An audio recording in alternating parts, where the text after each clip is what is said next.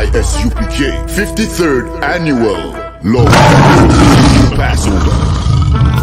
53rd Annual Lord's Passover is going to be held down here in Florida. It's going down. You're here tonight to get a chance to be righteous enough to be worthy of God. Come on, to save you. That's right. It's going down. The Lord's 53rd Annual Passover. When we say we no cowards, we talk that business. We no cowards up in here. Book your hotels now at the Holiday Inn Express and Suites, the IHG Hotel, 301 Tucker Lane, Cocoa Beach, Florida, 32926. Here's a lot of men down. You dealing with the men of war. We at war. I sided with the Lord. Y'all see this? Comes with all your dishes, pots, and sports knives. I kind of like this. This is like an apartment in a hotel room. You know what I mean? Yeah. This here right here is about to be holy ground. It's going to be holy ground. All our beautiful, wonderful brothers and sisters from all over the world. You understand? We can boast that now. Brothers and sisters coming not only from every state, but from all over the world. I heard the numbers this year is ridiculous. We had to buy out the whole hotel. Friday, April 15th at the Space Coast Convention Center. My camp undefeated. You cannot debate. You just want the clout. We just want the grace. I'm just trying to get it. This is going to be glorious.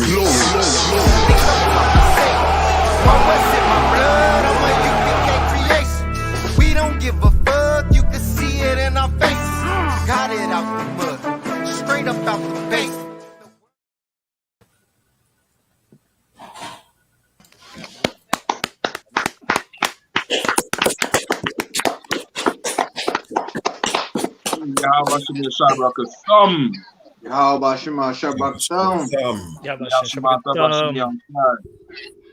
Yeah, I mean, we back once again. Saturday night, we're gonna get it in. You know what I mean? We're gonna get it in again. We have a few heavy hitters and guests in the house. We have Bill Captain Kahan, the ruler of the South. Yeah, I mean, the king of the South. Yeah,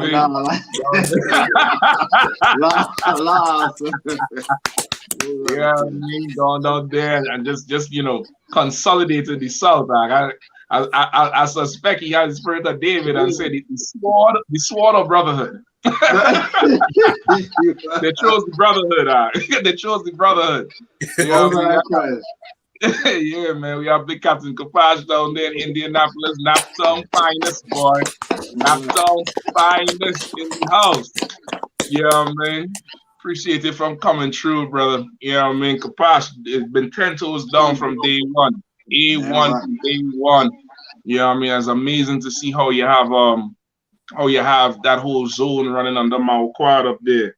You know what I mean? It's really amazing to see that thing. So definitely good to have you on tonight. You know, we have around the ones and twos like an old school DJ. Yeah, I mean, around the ones and twos. Yeah, I mean, of course, y'all know Kazak Ahmaud. You know, the quiet storm in the car. The brother with all the neon lights, the flavor and the savor. You know, couldn't be braver. I don't care if you like on the now, Kazak.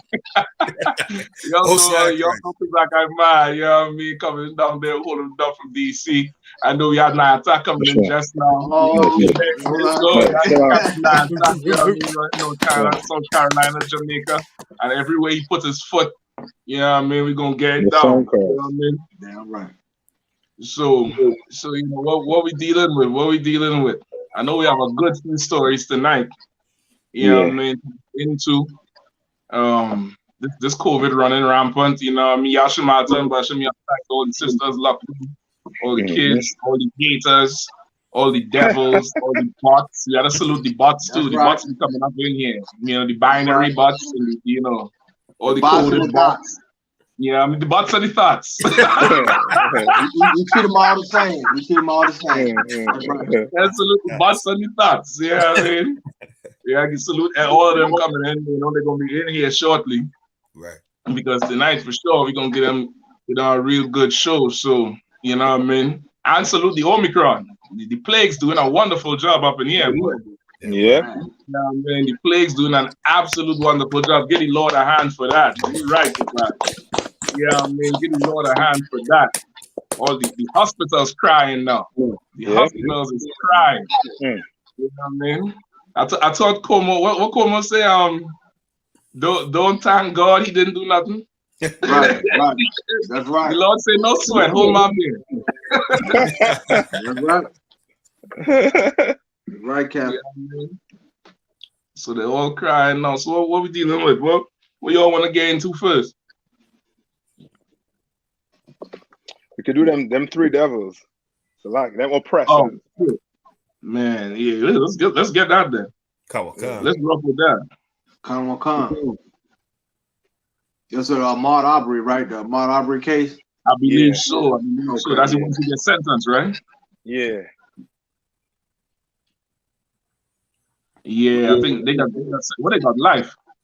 Yeah. Yep. I think a couple of them get life without parole. Them niggas supposed to get the chair. Yeah. Right. They're supposed to get the injection. Yikes. Mariah, you could pull up anything on it? So I'm looking for it right now, sir. You know, so I believe what number story is that? 1, sir. Number 1 is the first one on the list, Mariah.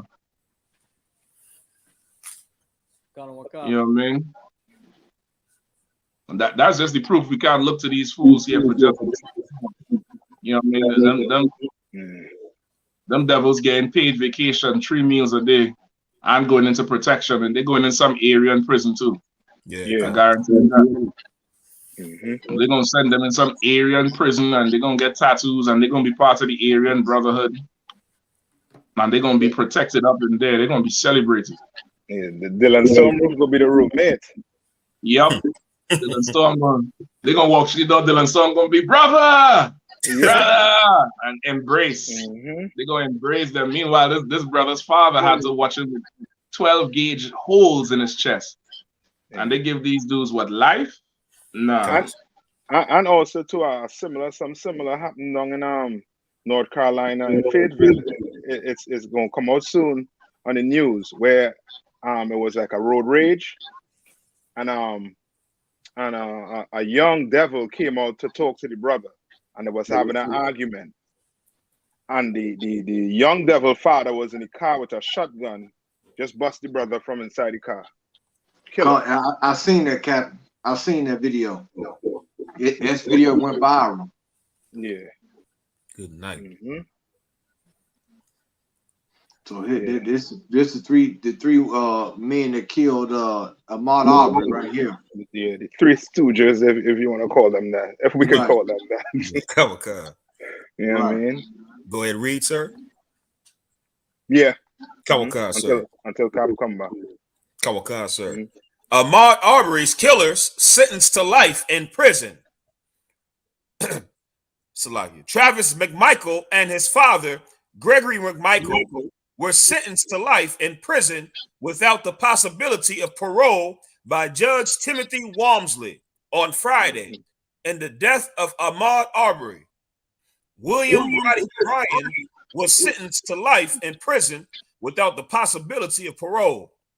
Walmsley addressed Arbery's family ahead of the sentencing, warning that sentencing does not generally provide closure. In this case, I think many people are seeking closure. The mother, the father, the community, and maybe even parts of the nation. But closure is hard to define and is a granular concept. It's seen differently by all, depending on their perspective and the prism of your lives, Walmsley said. Right, and Kappa, I could go down and say something. Good. Yes, so like, but that just goes to show, like, you know what I mean, like how the Bible said the words is smoother than butter. You know what I mean? Like he trying to use words to try and soothe us by giving these oppressors life in prison. You know what I mean? As Captain Meshach was saying, they deserve the needle. You know what I mean? You take a life, you know what I mean, an innocent life, a brother trying to, you know what I mean, in his own hometown, trying to, you know what I mean, run or jog, go for a jog, try to, you know what I mean, exercise, and you get killed just exercising. Right. Nah. And then your killers in jail for life eating 3 square meals a day. Nah. That ain't justice. If I could, Captain, I thought to go behind you on what you're saying, and it's like you said, his words, like how he try to give the word closure an open meaning. Like he said, closure could mean different things to different people, and how he's tried to narrate and say that even this nation needs closure. Yeah, you understand? Like he know that this like they can no longer sit here and say that the crimes they do, that they can, I guess the best way I can say it is this, that they can put a blanket statement on this and call it justice. Right. Because they know, we know what justice is. Like you said, they know a life for a life.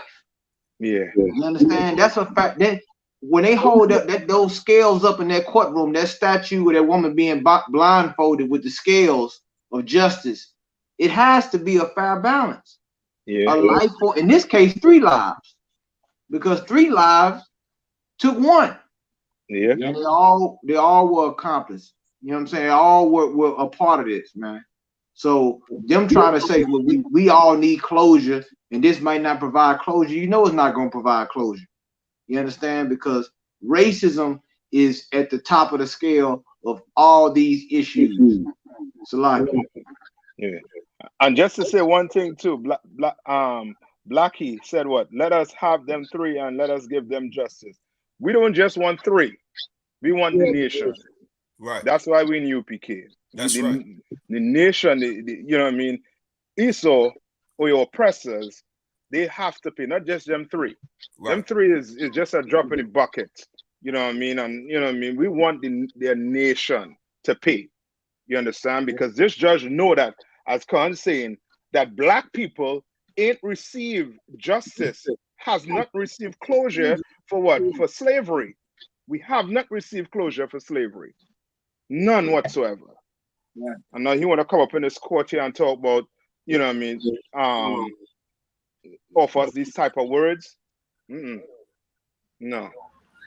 And then if I could add on to the mighty man that was bringing out was heavy, because didn't it take 2 years to persecute them? They was going to try to get away with it. Right. And if they didn't have video, which was just like, come on, we got you on video killing him. That's right. What else is there? If that video didn't exist, who knows what would have happened? Yep. Exactly. Well, we pretty much know what would have happened. It would have got brushed under the rug. They would have said he attacked them, and they feared for their life. Yep. And he would have been dead with no justice. Right. And so it's a small microcosm of the whole problem. You know what I mean? That's just one leak of the whole problem of the whole country, because even the lawyer had to petition at the end, or is trying to petition that they are not able to make any money off the murder via movies, books, TV, media.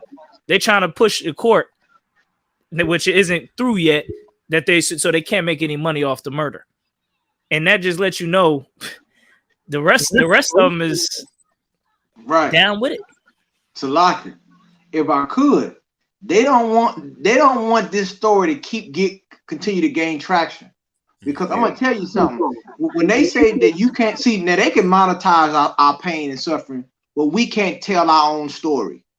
We can't, you know, the mother can't write a book about her son and how his life was tragically savagely taken. That just go to show you how they look at things, man. And I want to say this too, like what you say, Captain Kapash.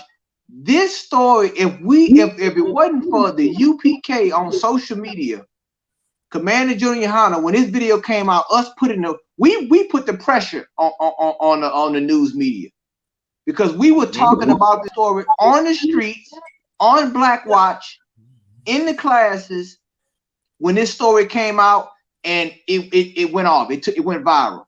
Right. The video alone, but the commentary and us bringing out the Bible and how these people treated us, that right there added more to it. And then they had to deal with it because they said, look right here, these cats, they were going to get away with this. They was going to walk free. You know what I'm saying? Because this happened all the time in the South. You understand? The prosecutor is friends with the judge. The judge go golfing with this person, go hunting with this person. All of them know each other, man. Yep. And in this case right here showed it. So like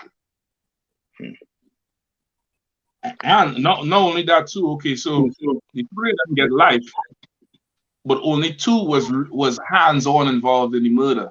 The other one stayed back and recorded. So how is their not equality? What's the other word? Equity? How is there equity in the punishment? Because the one who was recording, he didn't put his hands on the trigger. He didn't go corner the brother. He was recorded. You know what I mean? He was recorded. How is there equity in judgment if he gets in the same punishment as them? But he shot something, but he ain't shot a gun. He did a different type of shooting, and it's only because of his shooting we see what really was going on. How it is that he get the same judgment that the other two get? And what about the DA, the district attorney who the older McMichael called first before 911? What's her judgment? And she was about to make this whole thing disappear. Where is she in the sentencing? Yep. Right. You know what I mean? Like this is again more proof. We cannot rely on this oppressor for anything. You know what I mean? The only thing you can rely on him to be is the devil the Bible speaks of. That's right. That's about it. You know what I mean? Any more on it? Anything else on it? Come on, sir. A jury consisting of 9 white women, 2 white men, and 1 black man found the men guilty on a raft of charges, including felony murder in November. Here's what else happened in court Friday. A minute of silence. Walmsley called for silence for 1 minute before moving forward with the sentencing. That 1 minute represents a fraction of the time that Ahmaud Arbery was running in Satia Shores, he said, before going silent. The chase of Arbery occurred for about 5 minutes, the judge said. Once he resumed speaking. When I thought about this, I thought from a lot of different angles, and I kept coming back to the terror that must have been in the mind of the young man running through Satia Shores, he said. Arbery's mother says her son's killers did not deserve leniency. Wanda Cooper Jones, Arbery's mother, addressed the court before the sentencing of the 3 men convicted of killing her son. These men have chose to lie and attack my son and his surviving family. They each have no remorse and do not deserve any leniency, Cooper Jones said in her victim impact statement. They chose to treat him differently than other people who frequently visited their community. And when they couldn't sufficiently scare him or intimidate him, they killed him, she said. See? And she's so right about that. Like she give you a whole breakdown of a step by step of how the lynching goes. Like if they can break you with the scare, to put the scare on you, then the next step is to fully take your life. Even Marat, see if you could find this video. There's a video where the 911 the sheriff and them show up. You know, I mean, if it's too graphic, we could skip it. But there's one where the sheriff and them show up, and they're talking at the side of the ambulance, and the female sheriff telling the other two, this is where their body cameras were still on. She said, yeah, that's murder. That's murder. Because that young boy was wearing their ass out. He was wearing their ass out. Like she said it. It means, as the mother just said, it's like, they hunt him down, they break him down, and because he wouldn't, bow to them or, yes, massa, and, act all scared, because he would stand up, which is what they, as a society, the spirit, that's what they hate. They hate to see Jacob stand. Right. They're accustomed being that strong wild man who go out into the field and hunt and conquer. And you come back home and Jacob being that plain man in the tent, Jacob can't have no strength in him. You look at Jacob like he weak, like he, he a homebody. He inferior. But Jacob, if Jacob stands and talks, no, that's it's too much for them. Right. It's too much for them. And now that Jacob had to go. Yeah, that's it, bro. That's it right there. If you could play the audio on that, she tell the other cops he was wearing their ass out because she watching the tape how he fighting even though he shot. Right? I think it's after this. It's after she talked to them, she walks over close to the ambulance or the fire engine, whatever it is, and she's speaking to the other officers who did. Or maybe before then. The father and son are accused of chasing Arbery in their truck through the neighborhood. Greg McMichael tells police he saw Arbery running through the area. He tells them he grabbed his gun and asked his son to grab his shotgun. If you could get the audio from this tape, because it's body cam tape. That's it. The woman who one of the woman officers who there is on her body cam where she say he was wearing their ass out, meaning he was putting up a fight. The young boy was fighting, and then she said, "This murder is nothing but murder." You know what I mean? And if I could, what you bringing out as heavy out of wine is also this. Let brothers also need to know to watch out. You're gonna have to watch your back. You're gonna have to walk more circumspect, because the same thing. This is the same scenario that happened with Trayvon Martin, and Commander GEN.YAHANNA said after Trayvon Martin happened that this is gonna happen again and again and again. It's gonna keep happening. Everybody else figured it was a kumbaya moment. They figured they protested, they wore hoodies and had Skittles, and they figured, yeah, man, we socked it to them when we protested and we marched. You ain't did nothing with that protesting and marching. You ain't stopped not there, devil from hating you when you did all that protesting and marching. So brothers just gonna have to, like I said, it's not time to not to say that he was wrong, because he's allowed to jog wherever he want. But now brothers gonna have to be even wiser. Getting out of these devil's neighborhoods and being aware, getting with your brothers. You know what I mean? Like UPK, we travel in twos when we roll. We always got a brother number on the phone dial. We can call up at any moment. Hey, there's 3-4 devils around here. They look like they trying to do something. You call a brother, we gonna be there. You know, not to say that he even had a chance, but it's just a sign of the times. There's a scripture in Isaiah where it said the day shall be as a chased roe. As a sheep that no man taketh up. That's what he was the deer, he was the roe, and they was chasing him. And it also said, anyone that is found shall be thrust through. What does that mean when you found? That means you on the wrong side of the tracks. Right. You are like the black man in Indiana who was walking with whites in the forest, and another group of whites came out and tried to lynch him. He was in the wrong side of the tracks. That's the signs of the time. It's prophecy. Yeah. Boy, oh boy. Right. It's more, as you say, it's more time for us now to really sort of find them, sort of bring them sanctuary cities down, move closer in, and above all, get with the Lord. When the Lord had to be on your side in a situation like this all the way through. I believe this is it here. Voluntarily, his house is right over there. He's willing to go to headquarters and talk to the other. Okay, that's fine.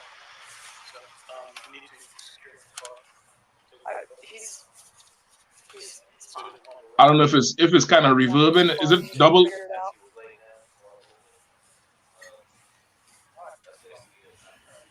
Moran might have to mute his mic. All right, actually, if you'll pull your wallet and let me hold your ID real quick. I mean, that's.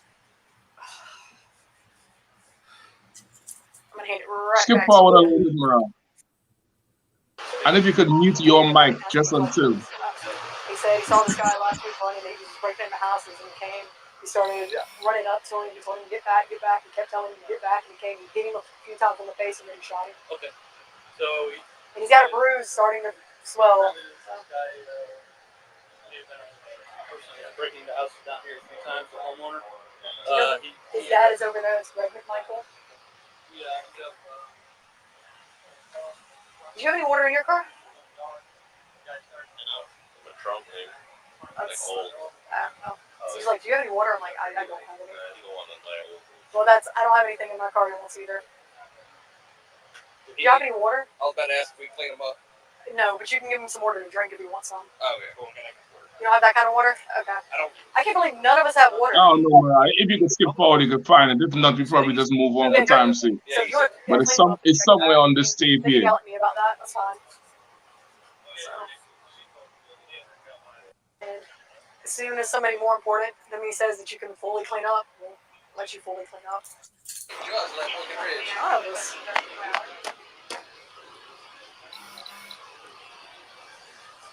James, do you have any water in your car? Just one. He was just asking if we could have some water to drink, and I don't have any in my car. What are y'all gonna? Is that cool? Yeah. Go. I can get you out of that. Clean. Yes. Go clean his face up. Travis. McMichael. Let's try to treat a murder right now. Right. Oh man. And if I could, you get pulled over on the side of the road, you getting in handcuffs and putting on the ground. Yep. For a headlight. But he didn't kill somebody. They walking around with him. He's free. He got his hands open.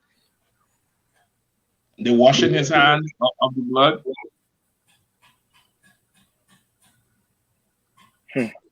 We could drop it if it don't come around. Just his face, though.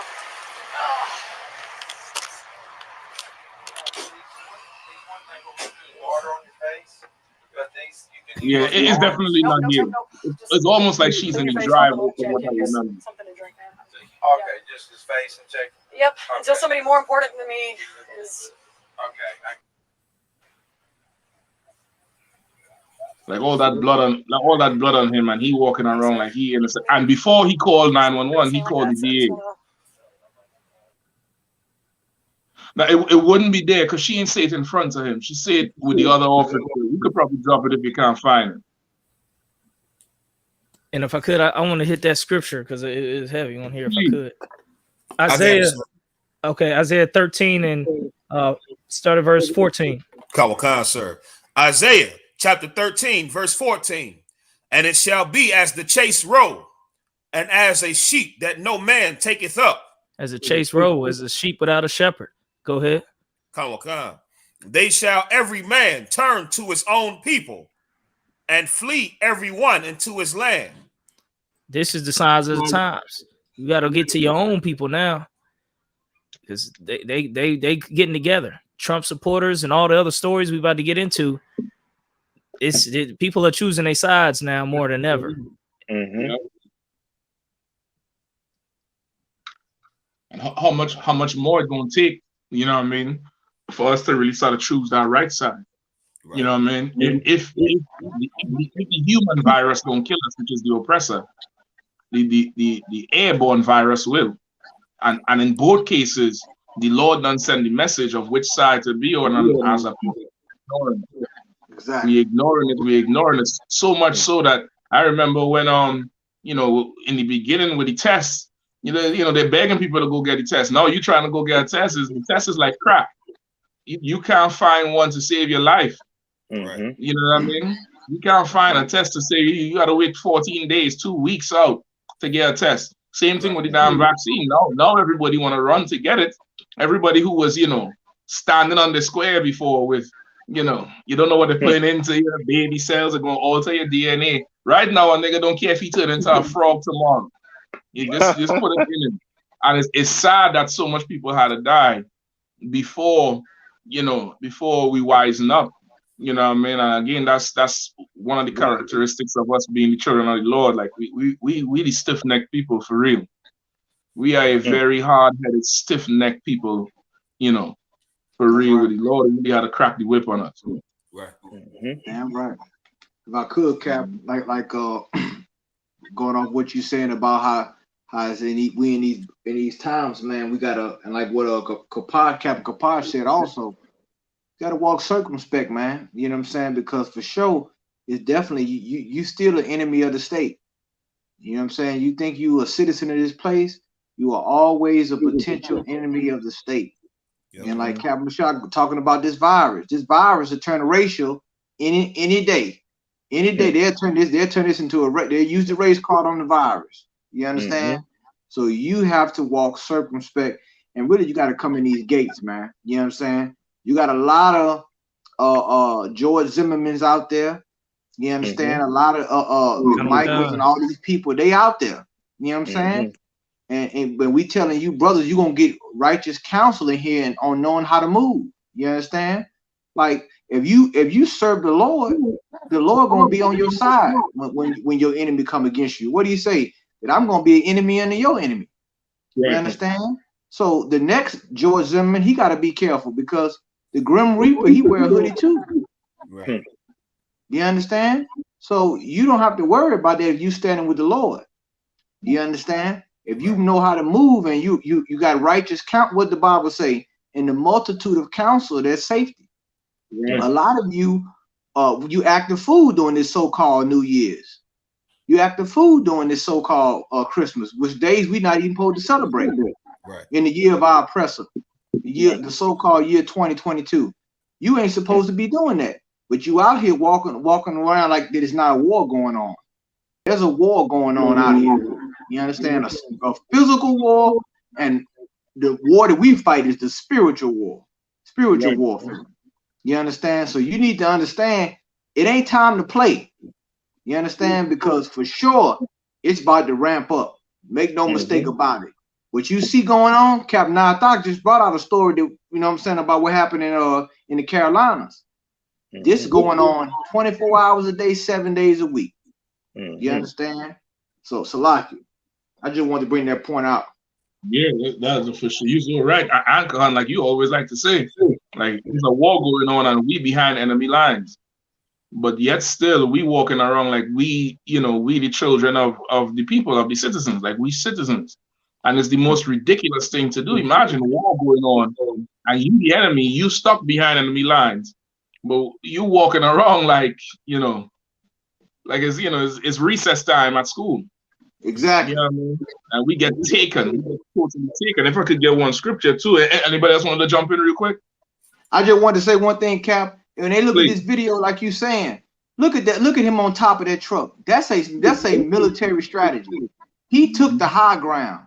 When they hunted that brother down, you had one on the ground fighting him and one on the back of the truck. Right. That was a military tactic. You had the one that shot was from the truck. Am I right, Mashak? Yeah. Yep. Almost like he was getting orders from behind the truck. Exactly. So that right there was strategic right there. So it's like. Yep. You so right. And once again, like how I don't understand how is it that the three of them get the same sentence? If there's one on the trigger, one right there organizing, the other one filming. How is there equity in that? Like what is saying they all conspire to hunt him and that's all it is? Like somebody out of that. I think they is saying he was with them, like they were all together. So that's why he was even recording. With them. He for sure was with them. But goddamn, still though. You know what I mean? Like, okay. He ain't literally got blood on his hands. The other ones did. And I'm don't get me wrong, I'm not making a case at all for the one who with the video camera. Still no mercy. But I know for sure if it is that they raid one of our homes for something, the newborn baby suffering. But the newborn baby ain't going to jail like everybody else. You know what I mean? They go into some foster care or something else. The grandmother might go into something else. You get the point? The punishment would be, they would put it in a certain way for us. But somehow for them, it's just blanket and everybody just get cared together. Like that, I don't understand how that's possible. Yeah. Because the man on the camera, I understand if he get the life and them other two death sentence. Yeah, that to me is more, that's equity to me. That's the punishment matching the crime. Yeah. That's what that is. But if I could get Revelations 18:4. Come on. Revelations chapter 18, verse 4. And I heard another voice from heaven saying, "Come out of her, my people." Right now, of course, that voice from heaven, John the Revelator, he ain't the angel of the Lord. But right now, the scripture says, wisdom cried out into the street. And Commander GEN.YAHANNA been screaming on the streets, and all his soldiers, leave America behind, separate from her. come out from her because everybody is in her, inside her, messing with her, effing with her, fornicating with her, laying down with her. And because of that, you laying with the dogs, you're getting bitten by the fleas. He's saying, come out of her, my people. Not everybody, not the Chinese, not the Arabs, not the Japanese, not the Filipinos, but my people. Ahmaud Arbery and Sidney Portier, who we're going to go into tonight. You know what I mean? Everybody else who done suffered at the hands of this empire. You know, we done heard the call, come out of her, my people. Why? Oh God. That ye be not partakers of her sins. Go ahead. And that ye receive not of her plagues. You understand? Like you say something just before there. I want to definitely go back on that point. You say, like, you know, the plagues turn racial in a minute. The plagues done became racist. The plagues done because the race card is the only card. You understand? It's the only card in the deck. Is the only thing that matters. It always matters. You go into some room where there's actually a slave on the bus, where there's on the internet, and you start talking about race. Everybody's like, well, why you had to bring race into it? From the time you came into my neighborhood, you brought race into it. That's right. We would have the question of race would not come up if you didn't move in here and try to gentrify. If there was no you know, Mr. Ching's wok with fried rice and chicken in a black neighborhood, that's you bringing race into it now. So don't you know, question me because I talk about it. You understand? Don't question me now because I talk about it, because race is all it is. Like, if we would come out of America and separated from America, we would not have partaken of her plagues. Remember, in the beginning, black people was untouched by this COVID. Try and remember. It was the Asian community and those rich of our oppressors and the rich of us who could travel and go abroad, because the COVID came out in the height of the European tourist season, which was from December to like March. It was the height of that European tourist season where them Asians was traveling to Turkey, Russia, France, all over, and it was booming over there. It hardly was in our neighborhoods. And then when it reached here, we up in their society, working with them, partying with them, and now it started infiltrating into our society. So the plague, it done turned to racism. And because we don't join to the oppressor, we partaking of the same plague too. And guess what? There's more plagues to come. That's right. There's more plagues that's coming.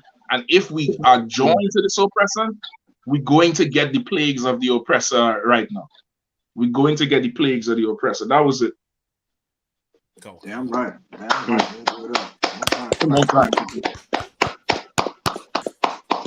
All right, where we going next? I want to get a good half hour, 45 minutes from my boy Sidney Portier, boy. I want to do a thorough autopsy on Sidney Portier. And Salakia. You mightn't like me after this one. I'm gonna try my best. Yeah, man.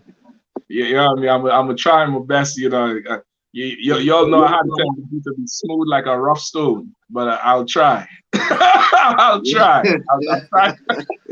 I'll try. Yeah, I mean. So where we going next?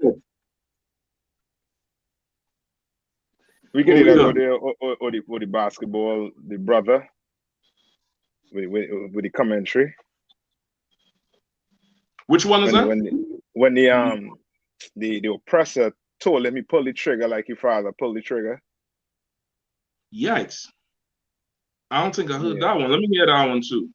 Oh, please, hold on. Before we get that one, play the YouTube video with the Asian woman saying black people is, what she said? Just, Mara, click number 7. Please, you might have to stay on it a little. But please, no, it's short enough. It's about 2 minutes long. Yeah. Right? So now, as we're just talking about the plague, you have this Asian woman, Moab or Ammon, I ain't sure which one, you know, Mammon, saying how they need, the Asian community needs protection from the contamination of black people. And the last I checked, COVID didn't come out of South Central. It didn't come out of Crenshaw. It didn't come out of, you know, Baton Rouge, Louisiana. Right. You know what I mean? It didn't come out of Kissimmee. It didn't come out of, you know, Brixton. You know what I mean? It didn't come out of Trenchtown, Jamaica. It didn't come out of, Point 14 in Trinidad. That's right. It didn't come out of Nova and Laventille. You know what I mean? It didn't come out of the lower ends of Chicago and Indianapolis. It didn't come out of there. So the only contamination that's affecting the earth right now came from your people. Right. You know what I mean? But she's explaining why integration is devastated their community. You could run that real quick, Mara. Kind of one con, sir.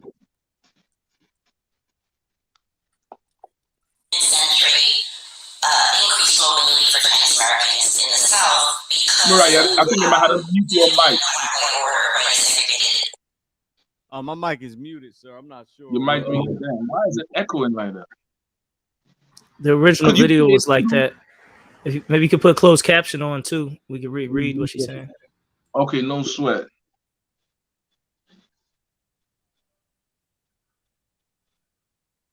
Order, living under Jim Crow, they were offered certain inducements to come closer to whiteness if they would repudiate black people, and they did that in very stark ways. For example, this is covered in the book and the film. That's the word, Mariah. You ain't gotta mess with it no more. And the film was called Mississippi Triangle. And many of the Chinese grocers who lived in the Mississippi Delta. So like, everybody else, you'll put your mics on mute, all right? This is the community that gave rise to the Supreme Court case GEN.YAHANNA v. Rice, where Chinese Americans challenged the placement of their children in the early 1900s through the mid-century. Increased mobility for Chinese Americans in the South because of okay, Mariah, again a double speed now too, since everybody mic is on mute. Come mine's on mute, sir. I could put mine's on. I got mine's on mute, but I can mute it in the studio as well.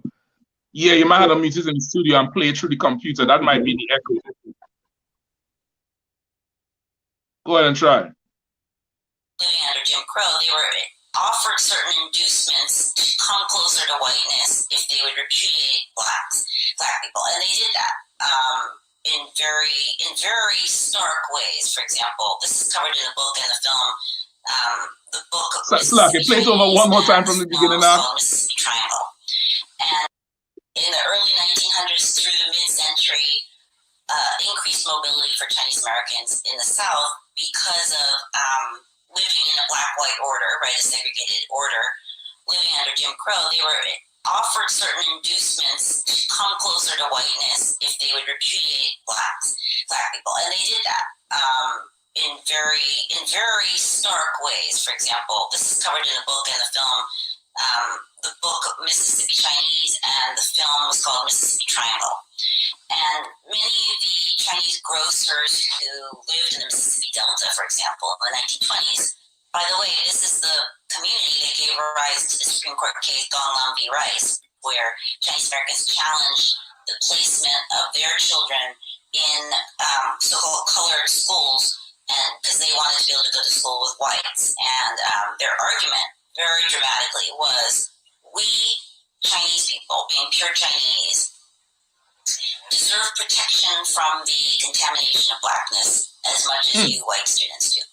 That's why we should be able to go to school with white students. So they failed, but they subverted this by just saying we refuse to go to the contamination of blackness. I mean, if we sound like we color out something, that's why we should deserve protection from the contamination of blackness as much as you white students do. The contamination of blackness. We should be able to go to school with white students. So they failed, but oh, Eddie Murphy, brother, what we call them darkness. As much as you white students do. That's why we should be able to go to school with white students. So they failed. Pure Chinese deserve protection from the contamination of blackness as much as you white students do. That's why we should be able to go to school with white students. So they failed, but they sort of subverted the decision in the Supreme Court by just saying we refuse to go to school with black children, so we're going to form our own schools or go to religious schools, etc. Okay, so this was the community that gave rise to that case. And many of the grocers had married black women and had children who were biracial. And the white school boards, the white leaders in the town were quite explicit in the Mississippi Delta. They said, if you repudiate your black kin, we will allow you to come closer to whiteness. And that's what many of them did. Not all of them, but many of them did. And this was why they experienced, the Chinese American community in the Delta, significant social mobility, like up through World War II and just past. Salaki, if I could, camera shot. Come on back to us, Hey, if I could, this right here, it was an article that came out, and she might be in this article not too long ago, where in the Mississippi Delta, those who don't know, you ever been to the Mississippi Delta? I mean, it's mainly crops out there, man. I mean, it's real flat, but it's where a lot of the blues started from, the Mississippi Delta. A lot of the sharecropping was in the Mississippi Delta. But there's an article that came out recently, and I think she might be tied to this article, where Chinese people in the Mississippi Delta said that now it's time to speak out about racism. And now in 2021, it's time to speak out against racism. I mean, and we told you, the UPK taught you, Cameron Shock just brought it out about the race card, that there's a racial caste system in America. Yeah. And that the Chinese and the Japanese, the Asian community, are the model minority. Yeah. We told you that. You understand? And now you're hearing it from themselves, out of their own mouth, show you that you have no allies. Your only allies are your brothers and sisters on that 12 tribe chart. You don't have no allies. These people here sit and watch you get cut out of economic opportunities in the Mississippi Delta. Meanwhile, they were able to thrive. You understand? They were able to watch you get lynched, and they look the other way. Yeah. You understand? And these same people say that you were going to contaminate their culture, and they looked at it that way. But brothers and sisters, we now need to be racially quarantined. That's right. From the other nations, which is why the Lord called us a holy people. Holy means to be separated. That's right. Not integrated or assimilated, that's all it really is, assimilation that you've been given. You understand? Because these nations didn't give you rights. You understand? They gave you tolerance. They tolerate you. Another nation can't give you rights. That's right. You understand? Your God, your deity gives you rights. That's right. You understand? He decides those parameters. But these Chinese people sit right up in there with that Buddha statue and talk about all these principles of Buddha in the Mississippi Delta and watch you get destroyed. Right. Just to get close to white people. Yep. That's it. Yep. That's right. You're right. Go ahead. So like, go ahead. With the contaminated rice and nasty fry wings in the black neighborhood. And if I could, just let you know that time is short. We ain't got much time left in this thing. You know what I mean? We getting towards the end. You know, now the Asians want to jump in the race thing when the Asians always been dependent and leeching off of the black community.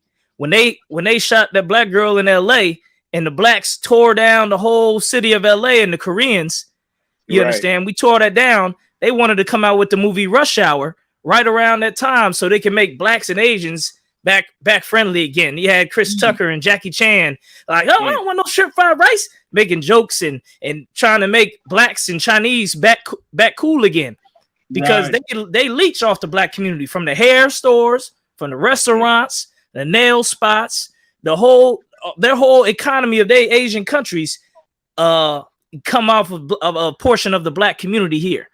So, you know, it's only a little bit of time left. It's time for brothers to get right. You know, that's right. That's about that because even in Salaki, go ahead, Nathan. No, I was just gonna let you know. I put the tape that you was talking about in the private chat with Ahmaud Arbery. Mara, just check it. It's in the private chat right there. It's in the chat. Mara, just look at it and see, and he'll tell you the time in there too. 2 Yeah. And Kapasha you bringing out is right on point because remember, okay, she explaining a historical moment for them, right? She ain't saying like this thing is something that started now. She's saying that when they came to America, really to replace black people, because the Asians is the one, the so-called Chinese is the one who our oppressor brought in after the East Indians and the Arabs. The Chinese was the last of the deal to be over us, the last of our taskmasters to replace the oppressor. Right, you might want to mute that. It's Some new information tonight in the murder case of Ahmaud Arbery. Now, police officers who reported So now she's saying that when they came in the early 1900s, the oppressor put them in our community. And they're saying, well, why are we here amongst these Negroes? Why is our children had to go to school with these Negroes and be contaminated? What they didn't understand is the oppressor put them there to oppress us. But they don't have, at that time, they probably didn't have that appetite for the oppression. They wanted to be separate. And that's when they decided they wanted to go form schools of their own to make them closer to whiteness. Meaning they wanted to show the oppressor that we are not with them. We're not part of them. But as the general always teach us, the only way you could show America that you are part of America is to be cruel to Blacks, Hispanics, and Native Indians. Like that's the sure way to be a patriot. That's the sure way to prove that you bleed red, white, and blue. That's the sure way to show you salute the flag, to prove your allegiance. You don't have to know American history. You don't even have to pay your taxes, because Donald Trump didn't pay none and he became the president. You just have to be cruel to the children of Israel, and America will consider you a brother in arms. You'll be part of the blue cord in the military. You'll be part of America. You'll be sold into America's fabric. And that's what the Chinese, the Musa and Christ, that's what the Asians went on to do. So in seeking to preserve themselves, they understood that you can't just separate. You have to contribute into the oppression of Black people, which is why, once again, out of all the texts, the Bible is the only one that breathes, because Psalms 83 listed Moab and Ammon in taking crafty counsel against our people. That's crafty counsel. They said to not be contaminated and to promote our whiteness, to be in school with the oppressor. Well, it's not just good to sit down here and, be able to work Casios and calculators. It's not just good to run a laundry, Mr. Wong. It's not just good to be an actor like Bruce Lee.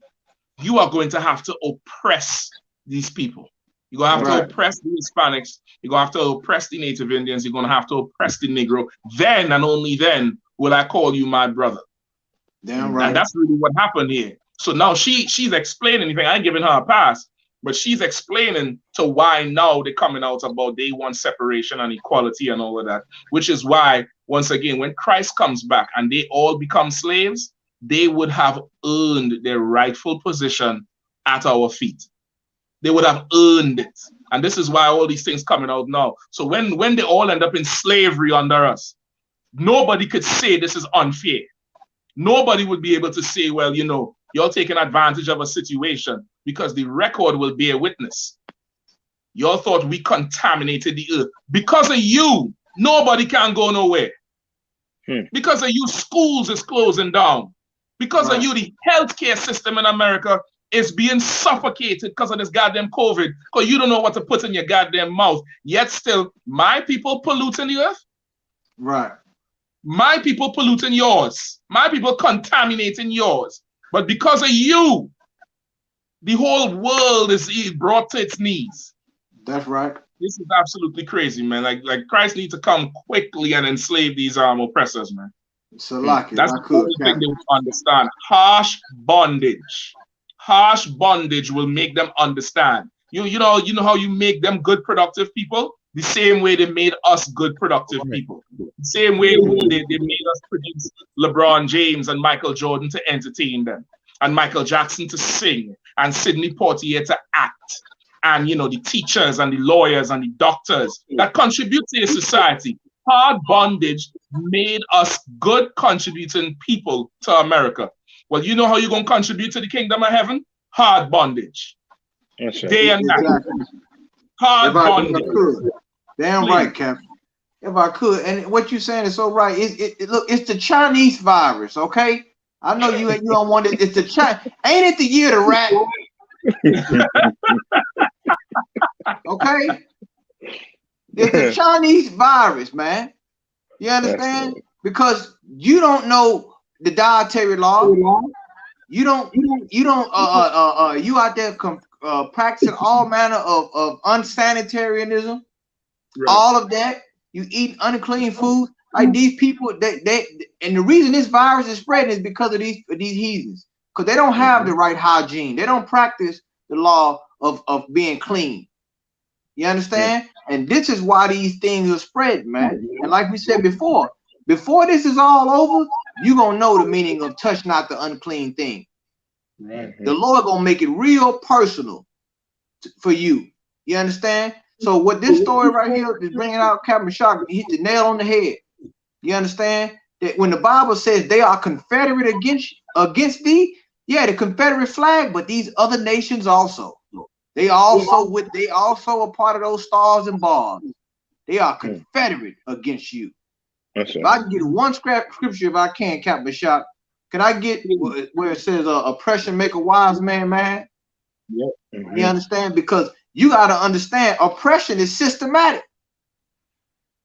We know the so-called Black Lives Matter, they took that phrase from the UPK because we've been brought out that oppression is systematic. You got to be wise to understand oppression, man.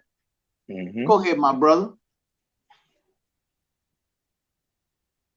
Are you on me? You might unmute yourself, warrior. Mute. Salaki, sir. Salaki. Ecclesiastes chapter 7, verse 7. Surely oppression maketh a wise man mad, and a gift destroyeth the heart. You understand? Oppression, you got to be wise to understand oppression, man. And when you understand oppression, you're going to get mad.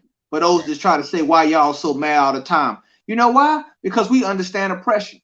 Right. We want to know why you not mad, why you happy all the time. Right. You understand? When our people are under constant threat of oppression by the white man and his accomplices, these other nations. A gift, and why does it say a gift destroyed the heart in that same thing? Because guess what? All gifts ain't made to be received. Right. That gift, it made you turn your back on your people. It destroyed your mind, your heart towards your people, your heart towards God. Because you take a consolation prize or a nigga trinket or a fortune cookie. Yep. That's what the hell you done took. That's right. You understand? So these other nations, they're gonna get exactly what the Lord got coming for them, man. Because they know they look, they got all the books and all the writings on all this stuff. They was around in the Delta when we were being lynched and oppressed, and they saw it and they did nothing. They didn't contact the Chinese embassy and say this going on down in the Delta. They looked the other way and got paid. And that just go to show you, for all our Hispanic brothers, our Latino brothers, our brothers in the Caribbean and sisters in the Caribbean, it show you how they streamline citizenship. They can make a citizen who they want in this goddamn country, this godforsaken country. But they show you how they pick and choose who they want to make citizens. They pick and choose who they want to give citizenship to. Them damn Chinese can't speak a lick of English. That's right. And they come over here and they get businesses and they get grants and they get all kind of federal and state funding over the top of you in the Mississippi Delta. Right. And you want to know why we upset? We want to know why you ain't standing over here with us. That's right. Or is it too busy you trying to get closer to whiteness? Trying to get closer to the whiteness. But listen, everything we covered so far, that's gearing me up for that Sidney Portier. Listen now, y'all gonna have to stop me. Stop me if I'm going too far, please. But that thing going right into it, because as you rightfully say, Kahan, who knows if they probably took part in the lynchings. Right. Not just standing by and watching it like today. Just think like today. You have the Asians, they will stand by and watch it, and then they joined in. Like the store owner who shot the sister in the back in Watts. I forgot the girl name. What's her name again, Kazak? Latasha Harlins, sir. Latasha Harlins. You understand? Just like the other one down there in Oklahoma, the cop who was raping them women, Daniel Holtzclaw. Yeah. He's an Asian. He just have a German name. You understand? And so many other ones of them who done murdered our people and joined in the lynchings. How much of them, while in the Delta, to prove that they won, that they could be part of the whiteness, how much ropes did they string up? Right. How would they not speaking no English self? Right. Because of course, if we contaminating their children, surely we contaminating the oppressor too. So the enemy of that, my enemy is my friend. They had to have joined in. But maybe it's going to come out even further to justify why the Lord said they're all going into slavery. You know what I mean? And what we got? I know Murad video ready. Murad, you able to get the video working? Yes, sir. Con on one con.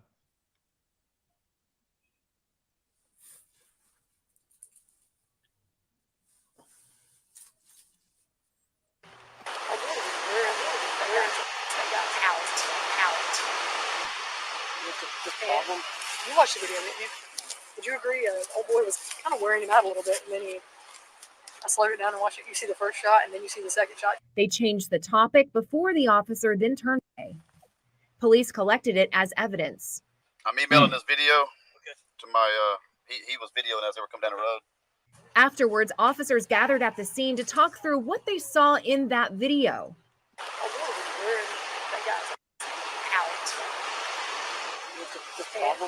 You watched the video, didn't you? Would you agree? Old boy was kind of wearing him out a little bit, and then I slowed it down and watched it. You see the first shot, and then you see the second shot. They changed the topic before the officer then turns off his body camera. See? Jackie Johnson's direct influence. I'm emailing this video to my. So now she telling me exactly what she saw, which is what it was.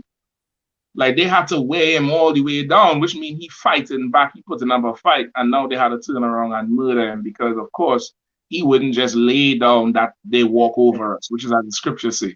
It's not just enough that we be in service to them.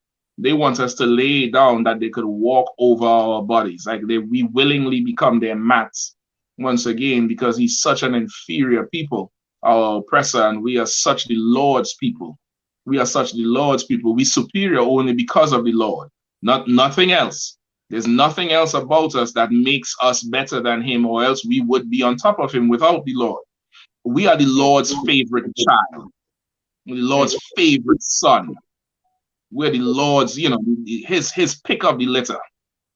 And for sure, that rough man from the field, he cannot accept that. You know what I mean? Judgment will come shortly. We could drop it, we could move on too. Come on. All right, what we got next? We wanted the basketball. You said the basketball one, right, sir? Yeah, we could try the basketball one. Okay, come on, sir. Trash. Slacky, sir. Which number is that, sir? If I may. I think it's number 2. 3. No, not number 2. Number 3, right? Come on, sir. 3. I think it's number 3 on the list. Don't forget you all like, share, and subscribe. Share this everywhere. Subscribe to the channel. Like the channel if you're on Facebook. Like and follow the channels. Like and follow the pages. We have Passover coming up. This year we're going to be down there in Florida, down there in the boot. You know what I mean? Down there in Florida, bringing it in. The Lord's 12 tribes of Israel. We're going to be keeping that Passover.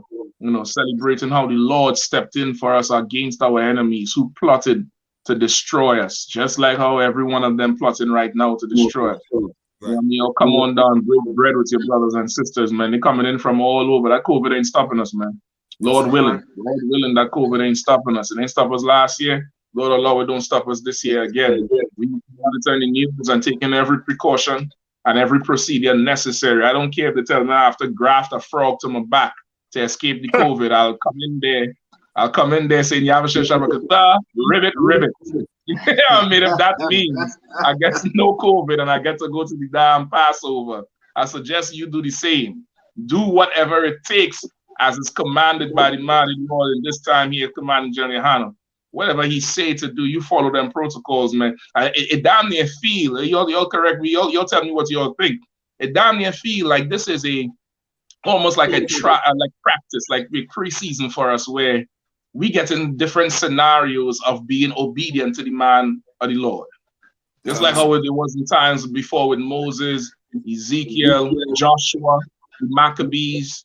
You know what I mean? Like there was a series of events of do this, do that, and you started seeing where who's going to follow the Lord and who's going to follow themselves. That's You right. understand? This to me, I'm seeing it as like this is the beginning of it, and it's so subtle where this this is the Lord because it's subtle. It's not forceful. It's not a forceful thing. This is the beginning where who will hear my voice, and it's more things is gonna come. Like if the nation split over a vaccine and a booster shot, what's gonna happen later on when you're required to do more, give up more in your mind? What's going to happen then? Like you got to realize the time we living in, man. You got to realize the time we living in. You know what I mean? Moses tell them collect the blood and put it over the door when it's in our law to not collect blood. That's right. It's in our law to not collect the blood. Moses said collect the blood and put it over the door. Now go take the vaccine. It's not against the law to get to get a medical shot. That's not unlawful. But what is unlawful is that lifestyle you're living. Right. That's why you're sick now. That's right. Hey, Salaki. Sorry, go ahead, Cap. Salaki Misha. I ain't gonna feel good until we hear that where you say about that woman. It's the same video Marah have. It's the second minute, 38 seconds. Okay. That's where she said you could hear her saying it was murder. It was murder. Yeah. Salaki, go ahead and we come back to the video. Oh no, I just wanted to say, Captain Shock, what you're saying that's what faith is in the Bible. A lot of these Christians don't understand what faith is, but sometimes faith has an element of desperation, and that's why it's the evidence of things not seen. Right. You understand? The substance of things hoped for. They don't understand faith, and the Lord, He gonna prove our faith in these times, like what you're saying. So it's definitely a forerunner on what things to come. And like I said, those who don't have faith, hey, you're gonna be a rough one. You know what I'm saying? But here we follow the men above us, follow the counsel from the Lord. You understand? And that's what we do. And a lot is gonna seem strange in these times because we living in strange times. What you said, Captain Shock, it's definitely in the spirit. I'll see the same thing. So like, that's right. Yeah, you found it. I'm going to it now, so I got it. Most sign credit. You like, share, subscribe, pay them tithes, man. Pay them tithes. Don't get stingy with the tithes now. You know what I mean? Pay them tithes, man. Get up in here, pay that Passover fund, $200 per person over 17 years and over. And don't ball at the price either, because you're spending $300 on them ugly Jordans and them gay red bottoms. Go ahead, Marah. Got on one con, sir.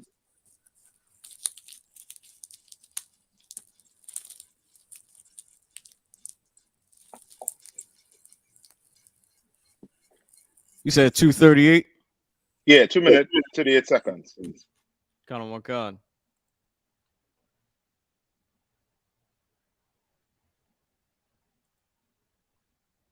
Another officer on the scene discusses how to share the load of the investigation, which she describes as a murder.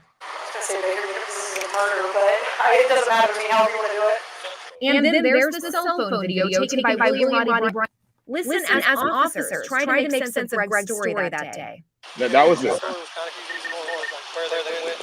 It was just before. Just pull it back a little bit before. About doing this way, that way, yeah, that's a little bit weird. Haven't put that together yet. Another officer on the scene discusses how to share the load of the investigation, which she describes as a murder. I was going to say Baker unit because this is a murder, but it doesn't matter to me however you want to do it. You hear what she talking on a black man body on the ground? She dismiss it. Oh my! She's like, yeah. I'm not gonna say it's a murder, but I mean it is a murder. But she's like, however you want to write this thing up, write it to hell up. You know, it is whatever. You know what I mean? It is whatever. And okay, I don't know how much of you all watched the case. I tried to watch a lot of them cases while they was going on at the same time. Was the Ahmaud Arbery one, that Rittenhouse one confused me, but that was a whole circus to get that oppressor free. That's a lot. That was I don't know what the hell was that in that courtroom. I swear they take a homeless man off the street and made him the prosecutor because he was about dumb as rocks. But I was watching some of it, and they were saying Ahmaud Arbery was alive for a portion of it, and had he got some help, it is possible that he could have been still alive. Like he was alive for some minutes after being shot so many times, and it has left him there. You know what I mean? So that's the whole you have a whole nonchalant way about us, like you run over a dog. Yeah, like step on a cockroach. Yeah, it's nothing, Yeah, I ain't gonna call it murder, but I'm not gonna call it murder. I'm not gonna contaminate us with their blackness, which is once again, we had to touch Sidney Portier. All you Sidney Portier fans, go watch, in the Blue. Go watch all his good movies. And when he slapped that devil in the damn in the greenhouse, go watch all the movies now, because at 11:01, you ain't gonna want to hear about him no more. And if I could, and if I could bring out what you were saying, what you bringing out is heavy, is when you see that video, you see the complete disregard for protocol, the complete disregard for the detective, the evidence, the investigation. What kind of investigation is that? Well, it looked like a murder, but whatever you want to say, that's how they investigate. And it lets you know when they try to say we need to change the laws, we need to change the police training, we need this, we need that. All that means nothing, because the cops don't follow the training. They don't have the training. They don't have protocol. Look at they just figuring out on the fly how they want to do it. When all the evidence is a murder, an unarmed person, 3 or 4 armed people. What's the story? They should be investigated for murder, but instead it's, I don't know. What do you want to say it is? What do you think it is? I don't know. What do you think it is? That's the cop. That's the investigation. It's a democracy. They had a vote on it. They had a vote on it, Kapash. It's a whole democracy. I remember, I don't know if you remember, Commander GEN.YAHANNA did a story on Forsyth, Georgia, which is a town not too far from this one here, with the same type of spirit. And that town is one of them close-knitted hick towns where, the police and the thief was in the same class in grade school. The mayor and the sheriff, they all ate at the lunch table when they was 12. So of course they come together there like they come together after, playing, croquet or polo or mud fishing. They come together, however you want to do it, Paul. Well, go ahead, Jimmy. However you want to write it up. That's how they come together. They just have on uniforms. And that's why you see it as lack of professionalism. To them, this is just how we do things around here. Yes, right. Around here, this is how we do things. We don't call 911 first. We call the district attorney. You know why? Because the district attorney was in class with me. I went to prom with her. I seen her drunk last week, Saturday, when we fried that catfish. You get the point? Like that's this type of town right here. You know what I mean? So that's how they do it. You damn right, they're unprofessional as ever, which is more reason why they should have been put to death. They should have gotten the death penalty to send a message. And that's the problem with the justice system. The justice system forever crystallizes or cements in the oppressor's mind that we do not matter. And it cements in our mind that we don't matter either. So you count the cost. To kill a black man or Hispanic or Native Indian man, woman, or child, I'll do some years. To do harm to an oppressor, you think twice about it. Yeah. Y'all know that. You think you don't do it to him. You're gonna make the block hot. But to our own selves, the justice received lets you know your value. And that's just how life is. The justice that's received lets you know your value. And that's why we as a people suffer from so much PTSD and so much stress and so much depression and all these demons that plague us day and night, because we go through so much trauma. You know what I mean? Like General Katham, he's saying, she said it's murder, but I'm down with whatever you say happen. Exactly. Because that's just how they roll around there. You know what I mean? She's like, yeah, it's murder, but this is a black man, so it ain't really murder. It's whatever you say. If you say he fall out the sky like an acorn, then he fall out the sky. Right. But once again, the value that's being placed, it lets you know why we are the way we are, why we see so much depression and suicide, because consistently we have to deal with different traumas and never ever get justice from it. Justice would drive away demons.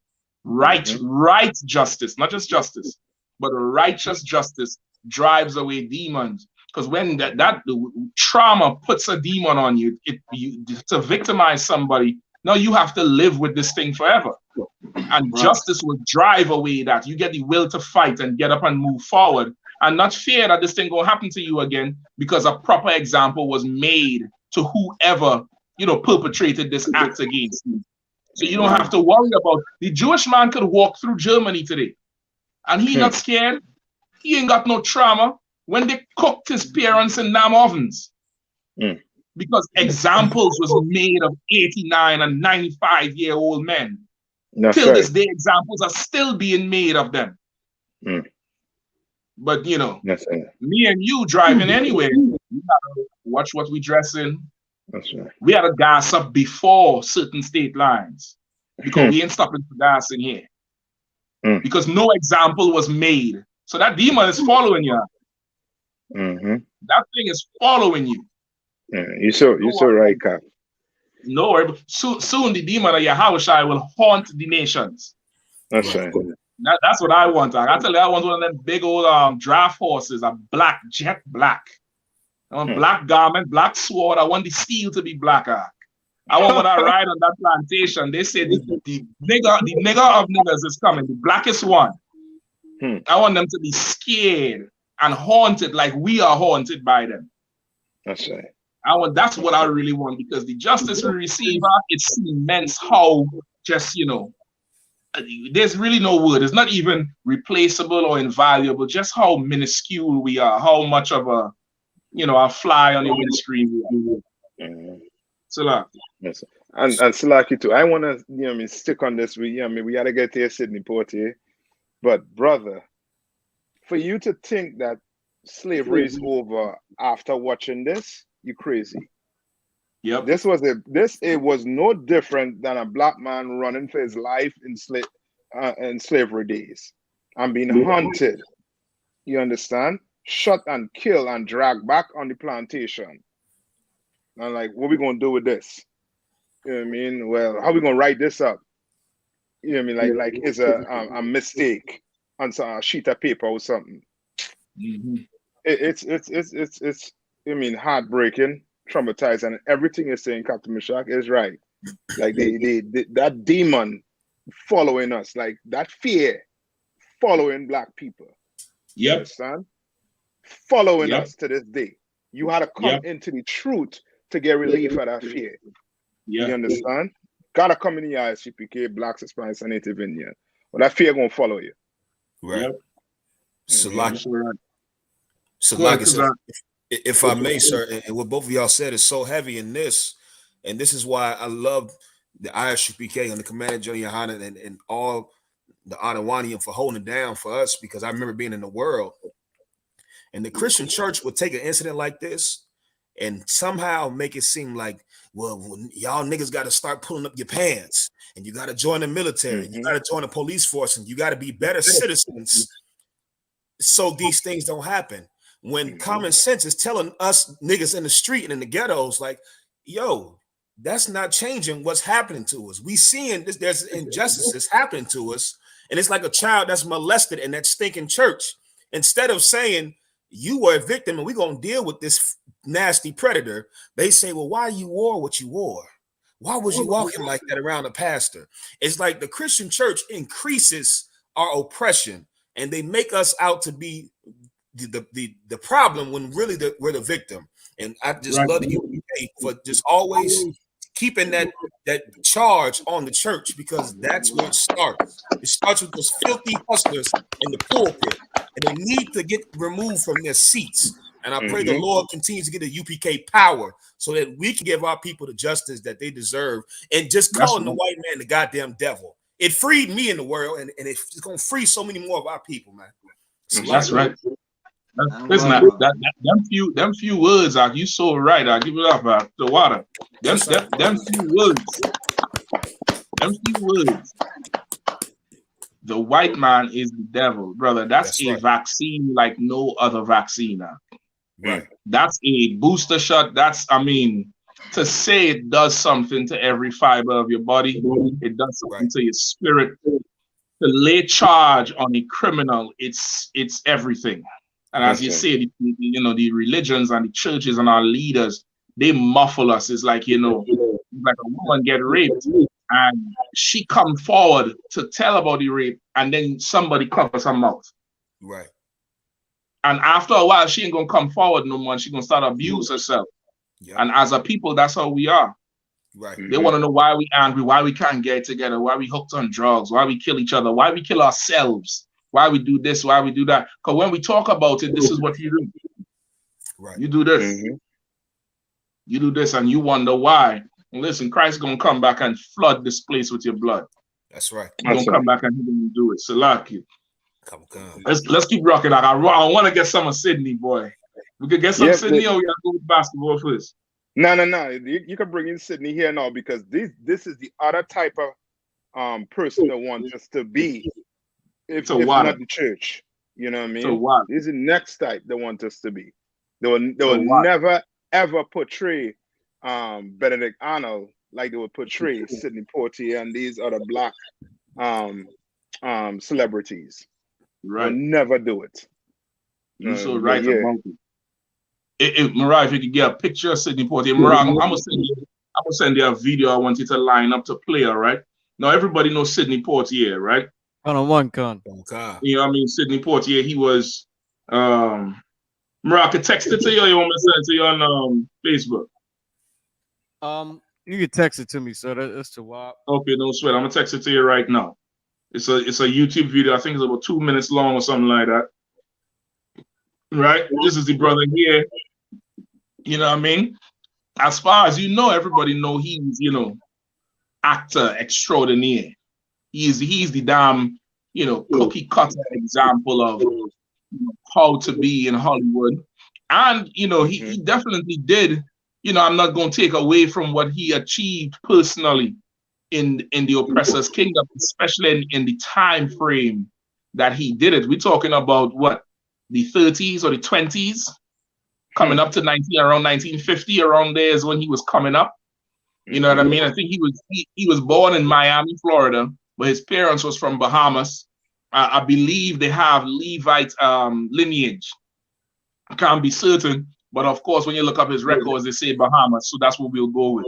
But I think some of his relatives, some of his uncles and them were saying that on his father's side, it comes from Haiti, which of course is the French name Portier, right? But whichever way you look at it, there's a brother from outside of America who came into America and, grew up poor, had humble beginnings the first 10 years of his life. I think his people had, were farmers, agriculture, living real rural, no running water, no electricity. Then they moved to the mainland. They was on some island called Cat Island. And if anybody could pull up his story and just to help me corroborate it. And he was on some island called Cat Island. Then they moved to the mainland in Bahamas, where he first saw around 10 years old. I think that's where he first got, running water and electricity and stuff like that. Then they moved to Florida or New York when he was 16.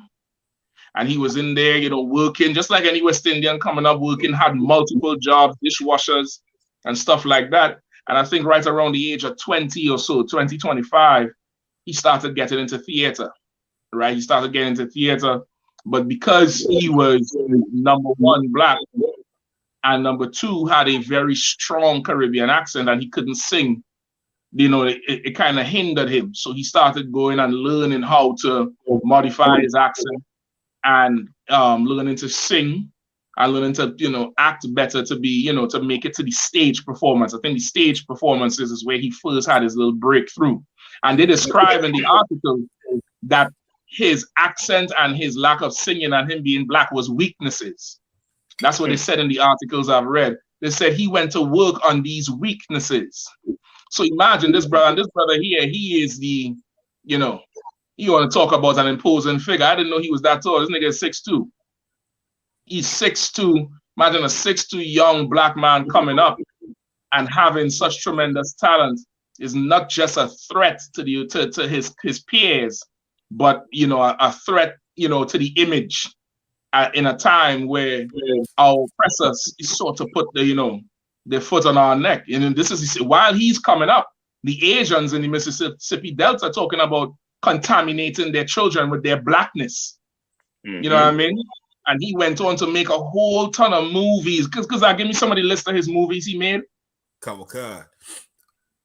We have Salaki. No sweat. So we have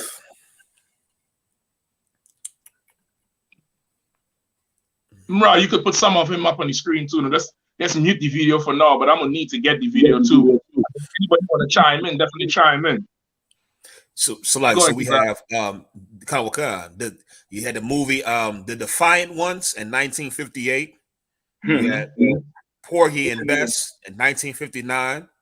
A Raisin in the Sun in 1961. Paris Blues in 1961. Lilies of the Field in 1963. A Patch of Blue, 1965, To Sir with Love, In the Heat of the Night, and Guess Who's Coming to Dinner, all in 1967. Guess Who's Coming to Dinner, a nigga. They didn't finish title. Guess Who's Coming to Dinner, a nigga. Right. That was the real title of the movie. Like, he acted in so many movies and so many stage plays, and he ain't just rise to the ranks in acting.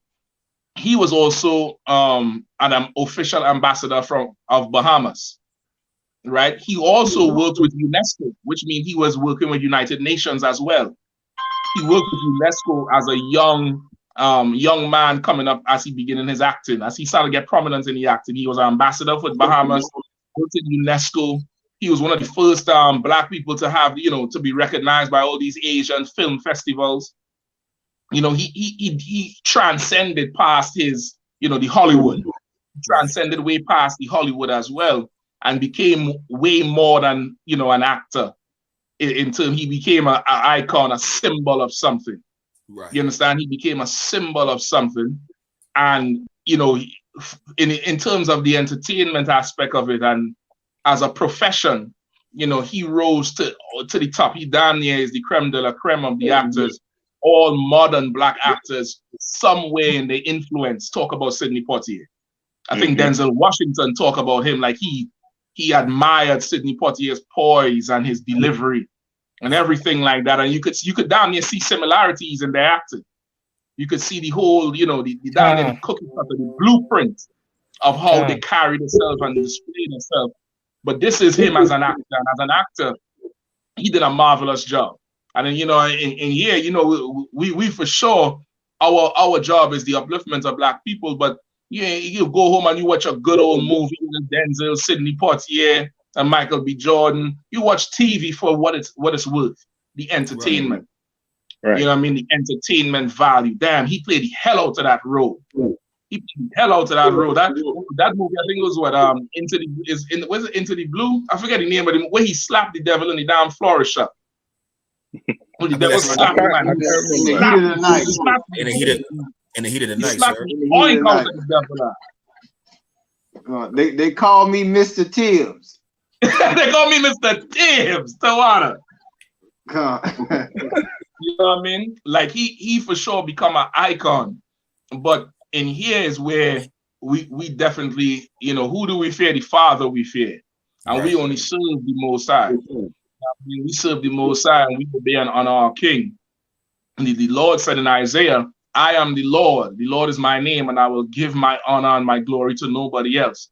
Like outside of acting, once again, Sidney Poitier definitely is somebody that you could give him his credit for his acting.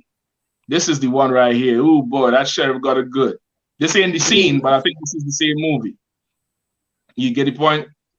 Outside of his acting, they're going to try to make him like a modern day martyr. Watching the next few days, they're going to damn near, he going to be nigh on to Caesar Borgia.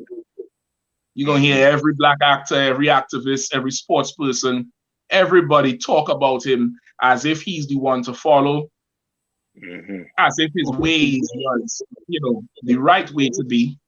And in a sense, it was the right way to be if you did not want to contaminate America with your blackness. Right. His way was the right way to be if you didn't want to contaminate poor little Asian children who are going to one day grow up and eat pangolin and cripple the whole world. Right. If you don't want to contaminate that, if you didn't want to contaminate, golf, you know what I mean, with Tiger Woods, if you didn't want to contaminate the NFL with O.J. Simpson, if you didn't want to contaminate, primetime sitcoms like Bill Cosby, that's the way you had to be. Right. You understand? You have to be this way. And for the sake of your people, our lives is much more than entertainment. Our lives is much more than singing and dancing and cracking a joke and playing the hell out of a role. When the cameras turn off, when the cameras finish shooting, the real shooting starts. The real killing starts. The real life starts. And this is where I found Sidney Poitier left to be wanted. He left much to be desired once the camera started rolling. You know what I mean? Before I continue, anybody else wanted to jump in and say anything? Salaki, sir, if I may, real fast, sir. Mm-hmm. I just noticed I was on Facebook. It's one of these pages that I follow. They post up-to-date news. And they posted the death of this brother, Sidney Portier, and I'm reading the comments, and I'm just going through a bunch of the comments, and I'm reading, and it's mostly older white people. And as I'm reading the comments, I'm noticing they all saying, like, oh, he was such a gentle soul. It's like they all had the same theme. And it was like you said, he was a brother that he was a hell of an actor, but he didn't rock the boat to the point where when he died, it's like how, well, good riddance to that nigga. It's like, oh, he was such a good, gentle soul. I've seen that word gentle a lot. Gentle soul, a class act. You understand? I haven't seen patriot. Somebody used the word patriot. And I'm just like, okay, just from me not being in the truth just a little bit. Anytime you got the approval of our oppressor like this, it's like, okay, this brother clearly, he did his job as an actor, but like you said, he left much to be wanted outside of the damn movies. You're so right. You know what I mean? You had to pay attention to who your oppressor uplifting.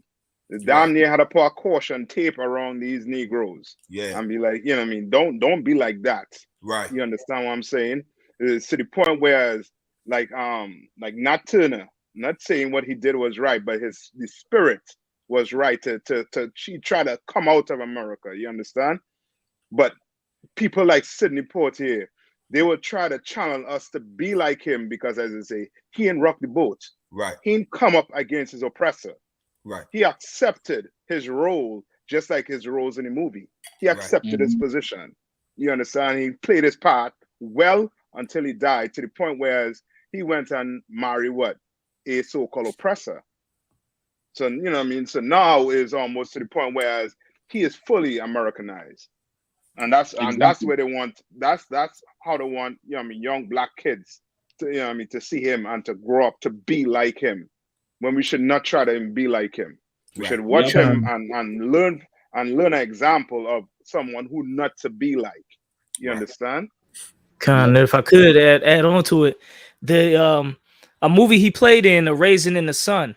My father's side, they talk about it, and they told me that and I looked it up, and okay, somebody in my father's side, like a grandfather, uncle, whatever, married Lorraine Hansberry, who wrote the book A Raisin in the Sun. And that's the movie he played in. But the thing about a lot of those, some of those, not all of them, they got worse over the years. Black cinema have also became a place for propaganda and a place to make black men look bad. Yeah, that's like it's like even of today. Like God. Even of today, like the movie Raisin in the Sun. When I did watch the movie, because my family, like, yeah, one of my family members wrote that book. And when I think about the movie, it's just making a black man look bad. Yeah. God. They take any opportunity, movies, shows, commercials, anything you notice, you'll see how they take that opportunity to make a black man look bad. And that's what it comes down to. So like if I could just say one thing with what you're saying too, that Denzel Washington, he only got an Academy Award for Training Day. After all the movies he acted, he get an Academy Award for Training Day, as you were saying, Kapash, just to, hit the head on the nail for you. You could go ahead and pass. Salaki for cutting an onion. Con, and a lot of the big movies, the Driving Miss Daisies, the Butler, the Maid, the Servant, 12 Years a Slave. They always want to make us look bad, and so they push it. Even that's why Tyler Perry's so big. How many times they shit on the black image in Tyler Perry? That's damn near like the theme. His bust out movie was a black man cheating on his woman with a white woman, kicking her out. Then he get paralyzed, and she got to take care of him. And now he's like this vegetable of a man, and all her scorn is released on him, and that's what he get. He's like the shit. He's like the worst thing on the planet. Exactly. Even with The Color Purple. The Color Purple, when I never understood that movie, and I never really watched it all the way through because stuff in the movie was not making sense. I'm like, black men don't really even act like this movie. They the things that was going on in the movie just was so off.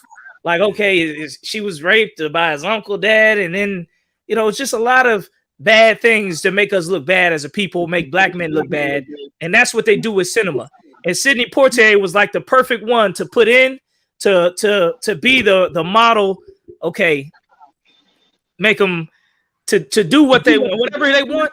He's the one to play that role.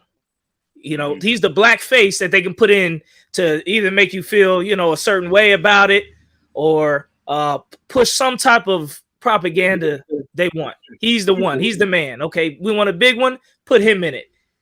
Put Sidney Portier in. He'll take that role. He's good. It's had nothing to do with real blackness. The movie industry. Exactly. Like what you're saying, they're so heavy. And okay, I hope we could finish this in all the time, but all the points you all bring out there is tied so much to his brother and his career. And not okay, I don't want nobody get me wrong. I'm not here to villainize him. He was not himself knowingly part of a plot to destroy black people, but used like most of us would be used if it wasn't for the truth. It wasn't for the truth, we'd be used to further this empire and further destroy and oppress our people. Understand? This brother here, he was definitely used because, okay, Mara, if you could cue up some of that tape I sent you, and it's going to touch on a lot of the points that Nathak just bring out, Kazak and Kapash, where Kazak, did you find the producers of some of them movies? Salagi, sir. Almost all went and looked. Almost all of his movies were produced by so-called Jewish men. Jewish man. So now, okay, you're gonna get listen, and big up Commander GEN.YAHANNA too for dropping the whole history on this Sidney Portier and the whole civil rights and the history of the propaganda. Like this here was a true Trojan horse, and it was smooth as to be. Like once again, there's no way we could take our oppressor on by ourselves. He's too cunning. He's way too cunning, and he plays the long game. He's playing the game for his children's children. We want the victory today for us. Right. We want to climb the podium. There's no way we and him could ever be in the same battlefield and expect to win. He's fighting for his children's children. We fighting for victory today. It's impossible. Mariah, if you don't mind, unless anybody else wanted to jump in and say anything. Mariah, please. No, I'm good.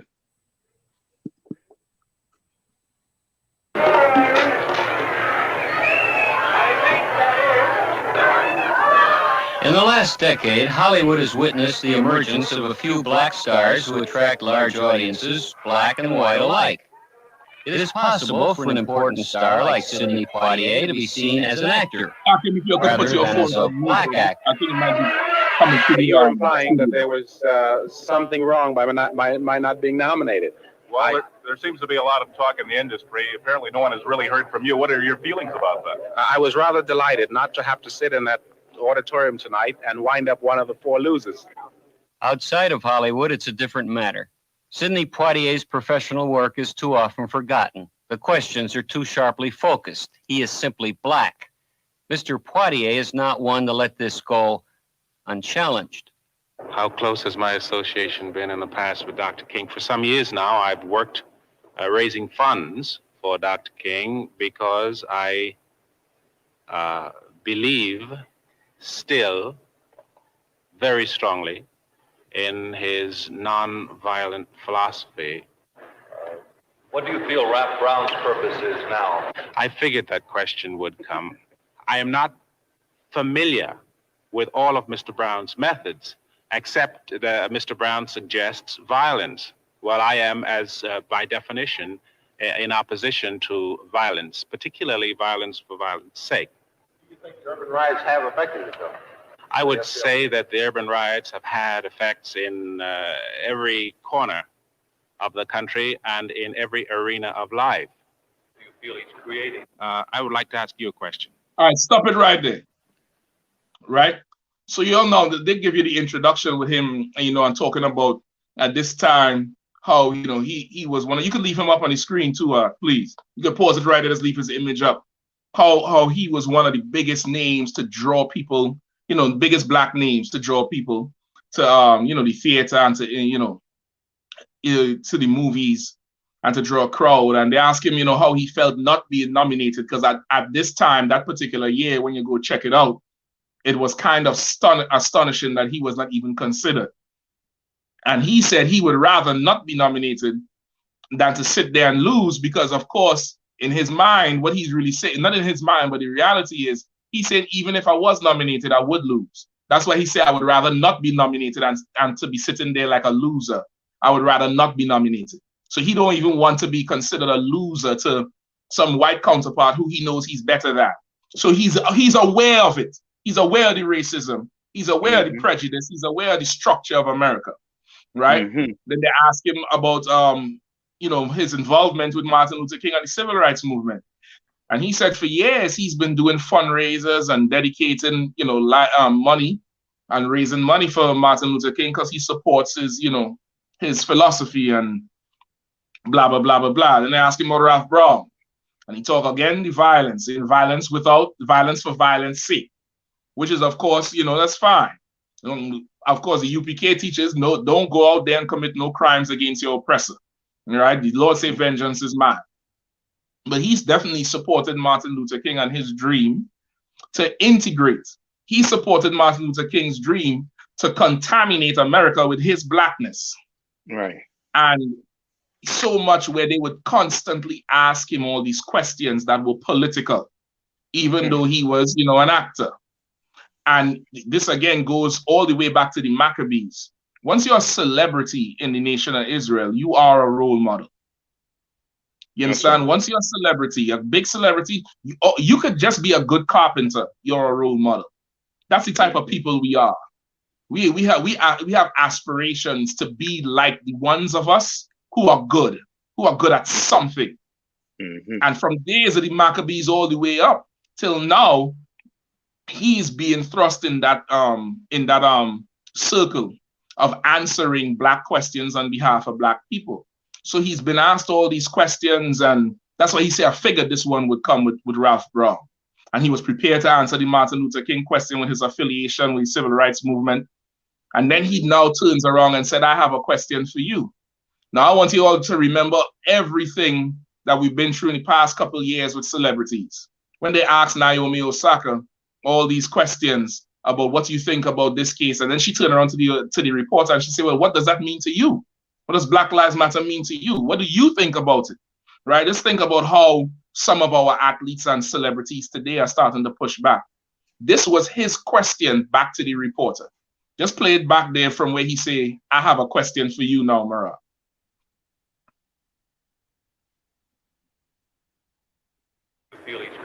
I would like to ask you a question. Why is it that you guys are hounds for bad news? Why is it that, you know, it seems to me that at this moment, this day, you could ask me many questions about many positive and wonderful things that are happening in this country. But we gather here to pay court to sensationalism. We gather here to pay court to negativism. You guys have a job to do. I'm a relatively intelligent man. There are many aspects to my personality that you can explore, I think, very constructively. But you sit here and ask me such one-dimensional questions about a very tiny area of our lives. You ask me questions that fall continually within the Negro-ness of my life. Stop you right ask there. me questions that pertain to the... Stop. No, stop it. Finish it off. Finish it off. Finish it off. Just no, don't pull it back. Finish it Negro-ness off. of my life. You ask me questions that pertain to the narrow scope of the summer riots. I am artist, man, American, contemporary. I am an awful lot of things, so I wish you would pay me the respect. All right, stop right there. And not simply ask. Stop right there. Now, this is the problem I'm having with, Sidney Portier. I damn near had to get counsel. I was getting ready to come up in here and blaze Uncle Tom, coon, traitor, you no good nigga. Because for the life of me, like, he's saying so many good things are happening at this time. Medgar Evers get murdered in his, driveway in front of his damn wife and kids. You understand? Like, this is a time where, beatings and, random lynchings is happening. The summer riots that he's talking about, he said this was a very tiny thing, a narrow view. And to talk about his Negro-ness as something tiny and narrow, which is why I say, once the credits go up, you cannot look to our celebrities and our stars to lead the revolution. You cannot look to our celebrities and our stars for anything more than what they are. Entertainers. He is obviously upset that you asking him about some nigger shit when he just acted his heart out, ironically being a rebellious nigga. Made his career on being the strong black man who not taking no shit off of nobody. But when asked about, he's like, I have many this and I'm many that, and he's so intelligent. Oh boy, Sidney, you're so intelligent. You're so intelligent, but when asked to speak up about the plight of your people, which exists, you said this is a tiny thing, a minuscule thing. And then he said his blackness, his Negro-ness. Now that's a new word. That's a new word for the Uncle Tom. And his Negro-ness. Now we see how it is our oppressor in Hollywood and America forces you to give up your soul in order to be accepted in this society. To give up your soul, who you are, which really is your people. You trade your people. Like, you ashamed to talk about your Negro-ness? You ashamed to talk about the things that affect your people? There's a clear difference, which is why even today you look at, your Colin Kaepernick and your LeBron to a point. LeBron, he risked a whole ton of millions trying to come up against this oppressor. The best way he could. Colin Kaepernick lost his whole career for this thing. Said what he had to say, and countless others, that Naomi Osaka, countless others who, when they put in front of the mic, would say what they listen. Muhammad Ali went to prison. Went straight to prison over the thing. But now it's, once again, now his professional aspect, you can't hold a candle to him for what he did. Professionally. What he did professionally was astounding. And kudos to you for that, Sidney Portier. You did an excellent job professionally. But when it comes to the soul of our people, when it comes to the soul of our people and the plight of our people and the justice that we need and the voice we need, because every time we talk, they cover our mouth, but they let you run yours, and you get offended because you have to explain your Negro-ness and how it's attached to our people. You failed that part of your job miserably. And this is why Blacks, Hispanics, and Native Indians need to come and listen to the prophets of the Lord. Because what we say is a mouthful. Say a picture paints 1,000 words. Well, you're going to paint 1,000 pictures when we start talking. Because what we have to say is more, it carries way more weight and integrity than our stars. You cannot look to these stars for leadership. You cannot look to these stars for leadership. You imagine you watching these interviews with so much hope in your chest and so much hope in your heart, only to hear him say this, it's going to dash it to pieces. It's going to now cement that demon to follow you the rest of your life. You know what I mean? Anybody want to jump in? Okay. So you'll leave some meat on the bone for me, and I ain't done. Everybody on mute at the same time. I'll be quick. Yeah, I'll be quick, man. You know what I mean? Like this just goes to show, you know what I mean, like what you will have to do to you know what I mean, to be somebody in America. You're gonna have to forget you're a Negro. Yep. You literally gonna have to forget that you are a Negro in this place. You know what I mean? Like he shunned that whole side away. He's like, you know what I mean, my Negro-ness, you know what I mean? I ain't come here for that. You know what I mean? Talk to me about acting. Talk to me about my education. Talk to me about everything else but being a Negro. This skin, you know what I mean? Don't ask me anything about this. Right. You know what I mean? And that song so much like the Christian church, where you go to the Christian church, you understand? And outside could be burning. It could be tornadoes, it could be storms going on outside.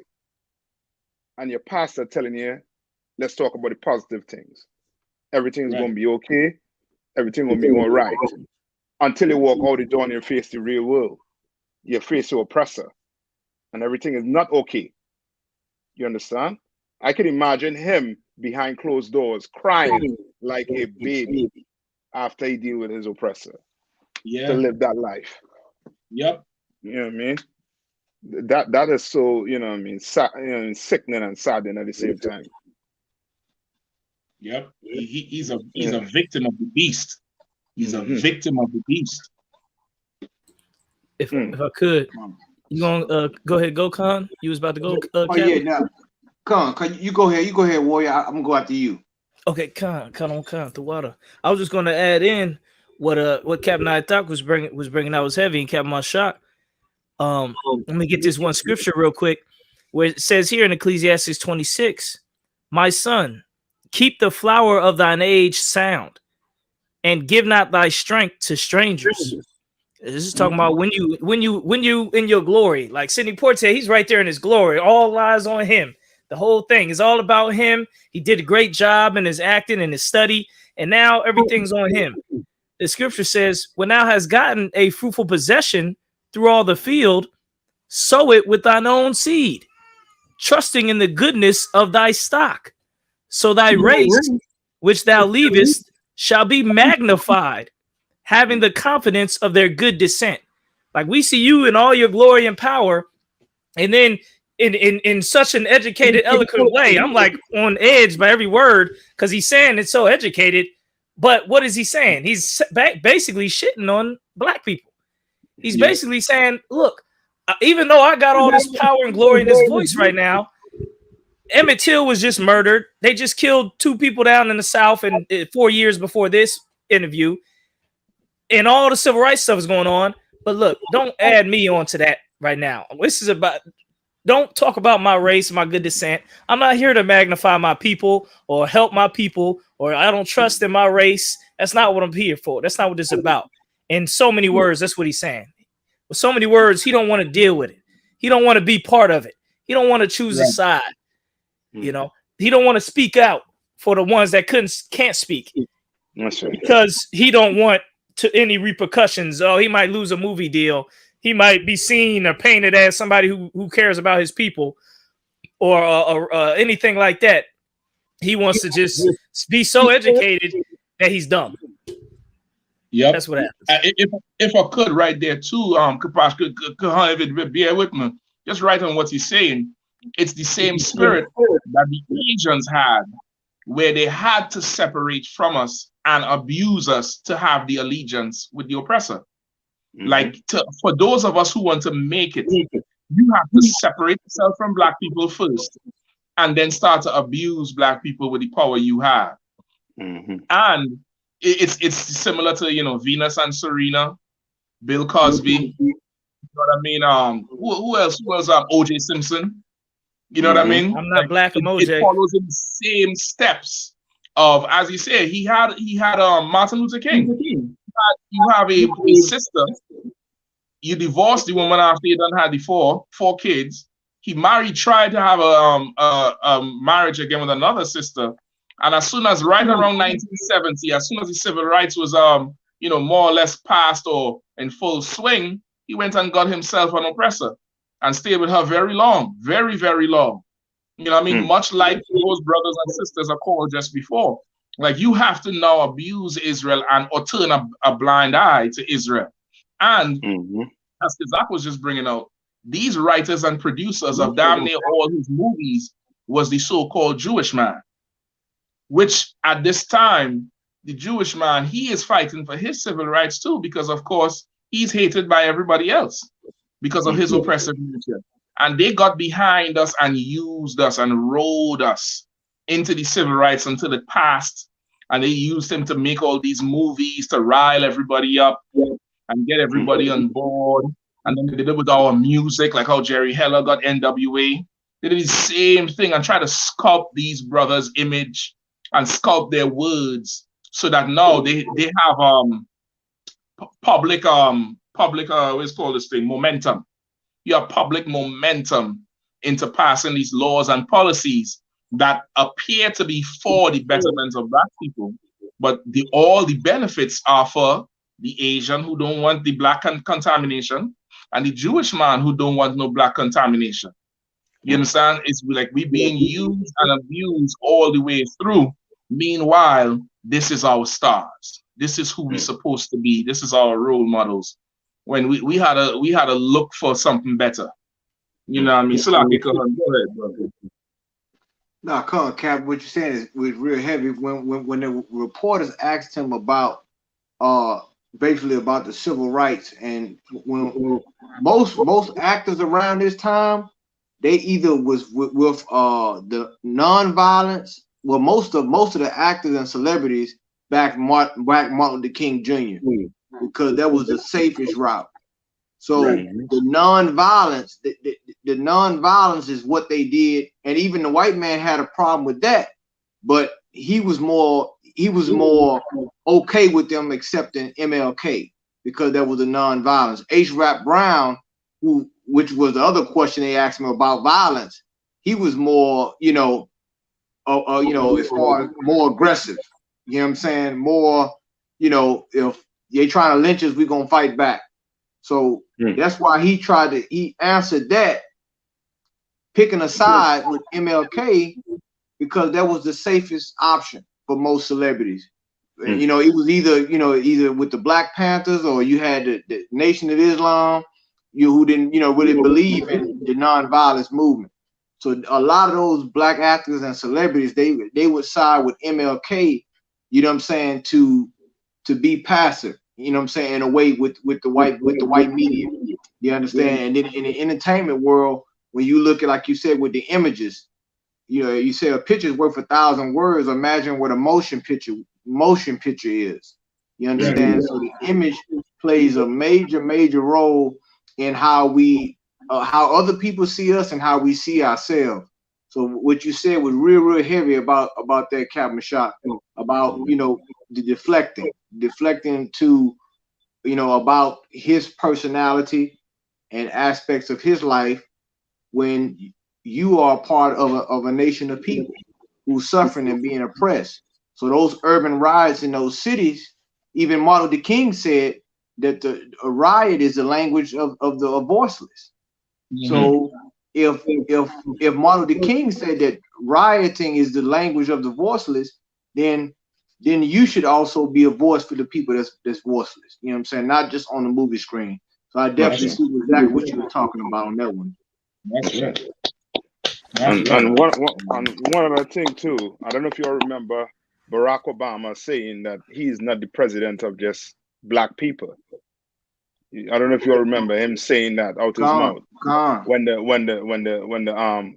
when at him concerning black people, and he was like, "I'm not the president of black people. I'm the president of America." And given that seat, Sidney Portier will say the same thing too. Like he would say that. He would say he is American. He's not the guy for black people.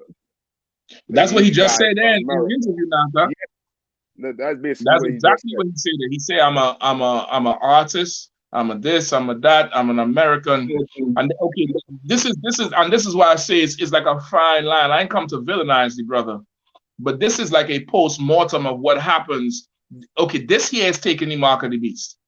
This here is what happens when you trade your people for the oppressor. This here is what happens when you decide to not stand with the Lord and stand with what you can carnally see as a power in the earth, which is the oppressor. He say, I'm not black. That's really what he's saying. I'm OJ, I ain't black. I'm not black, I'm Blasian. This was the beginning of it. Not the beginning. I wouldn't say that, because there's been traitors and sellouts way before. But this was another continuation of it at a very pivotal point. You know, I mean, a very pivotal point in our history as a people. And you know, he's very, very much celebrated. But I want to definitely warn Israel to celebrate him for what he did, which was acting. He had a good career acting. But do not look at him as if this is the way to become great. That's not it. That's not it. You want to become great? Obey the Lord. Lead that Christian church, put on that pork, shrimp, crab, and lobster. Learn who your oppressor is. And never, ever make an excuse for your Negro-ness, nigga. Never make an excuse for that. The oppressor don't make no excuse for him being a goddamn animal. He give you an explanation. And he asks you to accept his explanation for being an animal. You don't never give no goddamn excuse and apologize for you being black, the Lord's chosen people. You got to be out your goddamn mind, man. You got to be sick. You got to look at yourself every day in the mirror and be sick with who you are. To get up there and say, I felt this question would come. But let me ask you this. You play that part over towards the end, where he said, you'll ask me this, and he started to put his mouth on his lip as if it's so hard for him to talk about, like, how dare you class me as a nigger? How dare you even ask me to speak in a capacity as if I'm just, you know, that's all I am, a black man. Let me help you out, Mr. Portier, and your family and all that, all your whole catalog until the rest of the time in perpetuity. That's all you are, black. And that's all you need to be. Because that's what makes you special. That's what makes you special. The white actors doing what you do every goddamn day. The reason why you are where you are is because you do what you do and you black. You came from a place with no running water and no electricity. You black. That's what makes you special. You go up there and you apologize for that? Like, what he was suffering with was worse than COVID-19. It was worse than the Ebola. It was worse than SARS. He was suffering with something that we yet to have a vaccine for. But the UPK has a way to treat it. It's called Christianity. That's right. That's what this brother here, he was infected heavily with Christianity. This was a serious case of Christianity, one like, you know, like many of our brothers and sisters suffer with today. It's just his own was public because of his money. If we could play back that last part, please, Mara. Get some volume on, sir. The narrow scope of the summer riots. Go back a little bit more, please. And Mirage, you're going back. Here and ask me see if you could find for me. You know, he was also friends with this brother Harry Belafonte. You know, Harry Belafonte was another West Indian actor and entertainer and singer. Him and Harry Belafonte met in New York when they was like 22, 25. And this was, you know, all this was around, you know, 50s, 60s, 70s. So, of course, they would have heard the UPK on the streets saying what we say, saying to separate, saying our time is up. And just like Harry Belafonte loved the oppressor so much until he wrote in his memoirs that Martin Luther King said, I fear that I have joined my people I've integrated my people into a burning house. Like it's too late by the time you realize it. It's too late. You understand? Find me that clip, Mara, where Martin Luther King said that, and also somebody see what we find where this brother Van Peebles, not the father but the son. You know, Van Peebles was famous for making them black exploitation movies. but where the son came out and charged Tyler Perry for making all these movies that destroy the black image, the image of the black man. You know what I mean? And putting on a dress and all this thing instead of making movies that empower our people. If you could find that quote, I think it's an article. I'm not sure if there's a video. But Mariah, you could go ahead and play the last part of that interview, all right? I know we're right over the time. Just go for about 5 more minutes. No, the last part of Sidney Portier. You took it off the screen. Man, American, contemporary. I am an awful lot of things, so I wish you would pay me the respect due and not simply ask me about those things. You gotta go back some more, Mariah. You go back some more on it. There's a part where he's twisting up his face, and you can tell he's angry. Many questions about right there. Wonderful things that are happening in this country. But we gather here to pay court to sensationalism. We gather here to pay court. Yes, and he's saying we gather to play court. Meaning, like, he literally telling you his demon is confessing. That trauma demon he carrying and he trying to hide is confessing that he literally feels like he's on the stand answering these questions as if he's guilty. In his mind, he's guilty of being black. Like, that's a crime. You always say we here to play court with sensationalism and this and that. Meaning, in other words, for him to take a deep breath with no conscience, he has to act like what's happening with his people is sensationalism. So, Lockie, please. If I could, acting is sensationalism. Oh my God! To what? When you act like this now you're center stage. It's still lights, camera, action. So now, if you're gonna, if things are sensationalism is one of the main keys, then now you have the ability, especially when the spotlight is on your people. As we critique this video, you have the ability now. If you're all these things, you're intelligent, you're this, you're that. Now it's time to expound and show those things in the spectrum of race. Right. Talk about these things. So that right there was definitely a missed moment. You know what I'm saying? And for sure, if it's you deal with sensationalism all the time if you're an actor, Salaki. You see right. But once again, he is managed by the so-called Jewish man who for sure done trained him and brainwashed him and then hustled him into, forgetting about his people. Meanwhile, the Jewish man will never, ever apologize for being Jewish. He'll never apologize for the economic destruction of Germany and all them other places they was in, which in the historical records, it show how they was crippling countries financially, like they're doing in America today. He'll never apologize for that. But meanwhile, he makes you and I apologize for our Negro-ness. And you are much more than a Negro. I could imagine the preparation. I could imagine the schooling that going on before he goes out into front of the cameras, and when they prepare a statement. You know what I mean? It's like you don't go on there like you on trial for the whole of Black America. You don't represent them all. You don't do this. You don't. I could imagine how they would force you to strip down who you are. Look at how he's looking. He's looking at them like, how dare you look at me with all my achievements as if I'm still tied to these people. Don't you see I done excelled above them? This is a straight case of Christianity and pride that is going to destroy you from your people, man. It's pride, man. The scripture says better to be in the house of sadness than in the house of mirth. It's better. Khan, if I could, what you're bringing out is so heavy out of wine. If maybe you want to go to think of the scripture where the scripture Deuteronomy 32:7 says, "Remember the days of old. Consider the years of many generations. Ask thy father, and he will show thee, thy elders, and they will tell thee."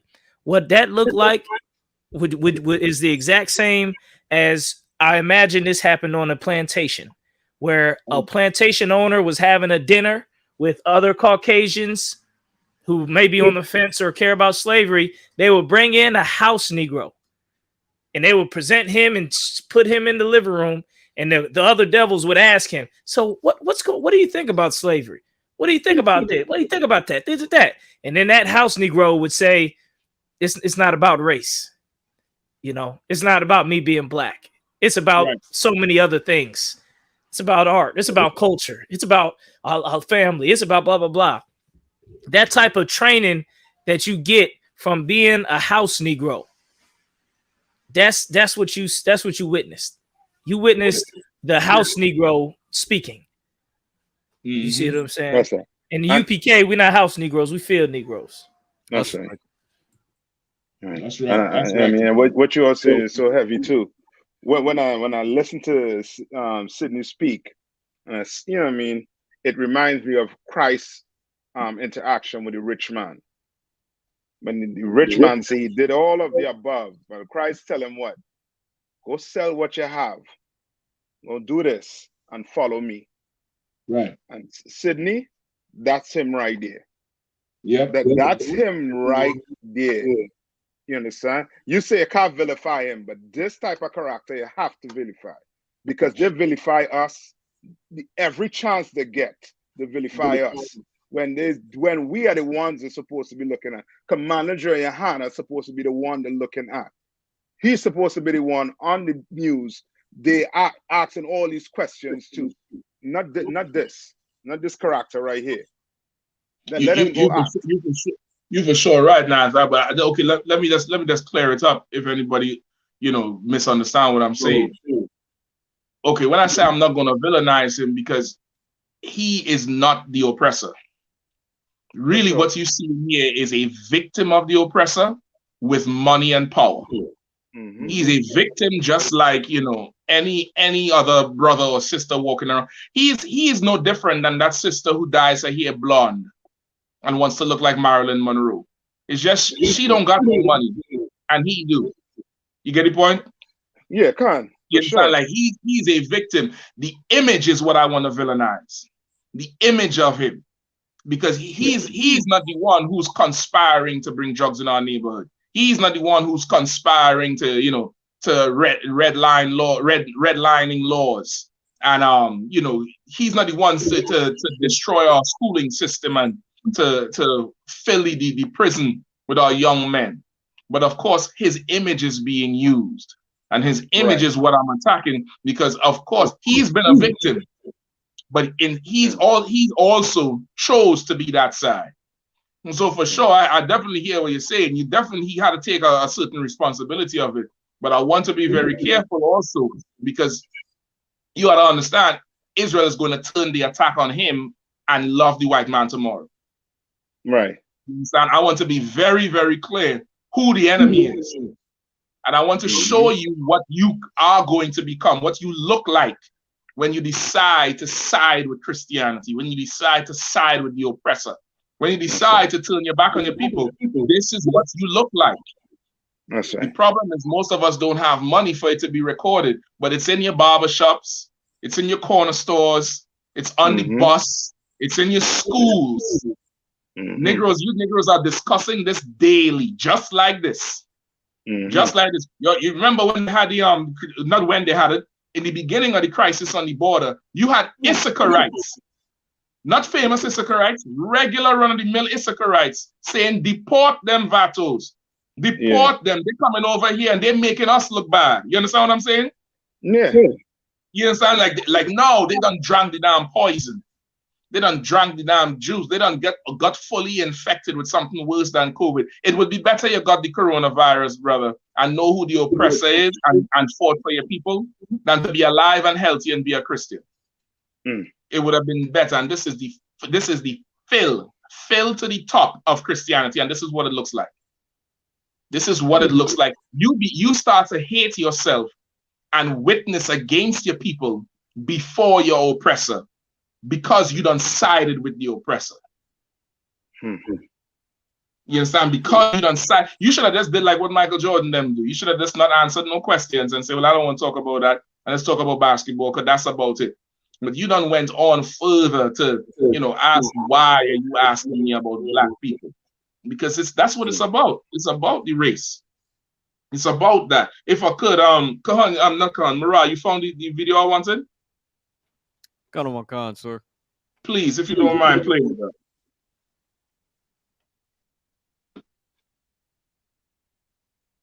Of their skin, but by the content of their character.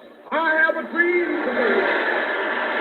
We'll skip right to the part I want, all right? I must confess that that dream that I had that day has at many points turned into a nightmare. Now, I'm not one to lose hope. I keep on hoping. I still have faith in the future. But I've had to analyze many things over the last few years, and I would say over the last few months. I've gone through a lot of soul-searching and agonizing moments. And I've come to see that we have many more difficult days ahead, and some of the old optimism was a little superficial, and now it must be tempered with a solid realism. And I think the realistic fact is that we still have a long, long way to go, and that we are involved in a war on Asian soil, which, if not checked and stopped, can poison the very soul. You could stop it right there.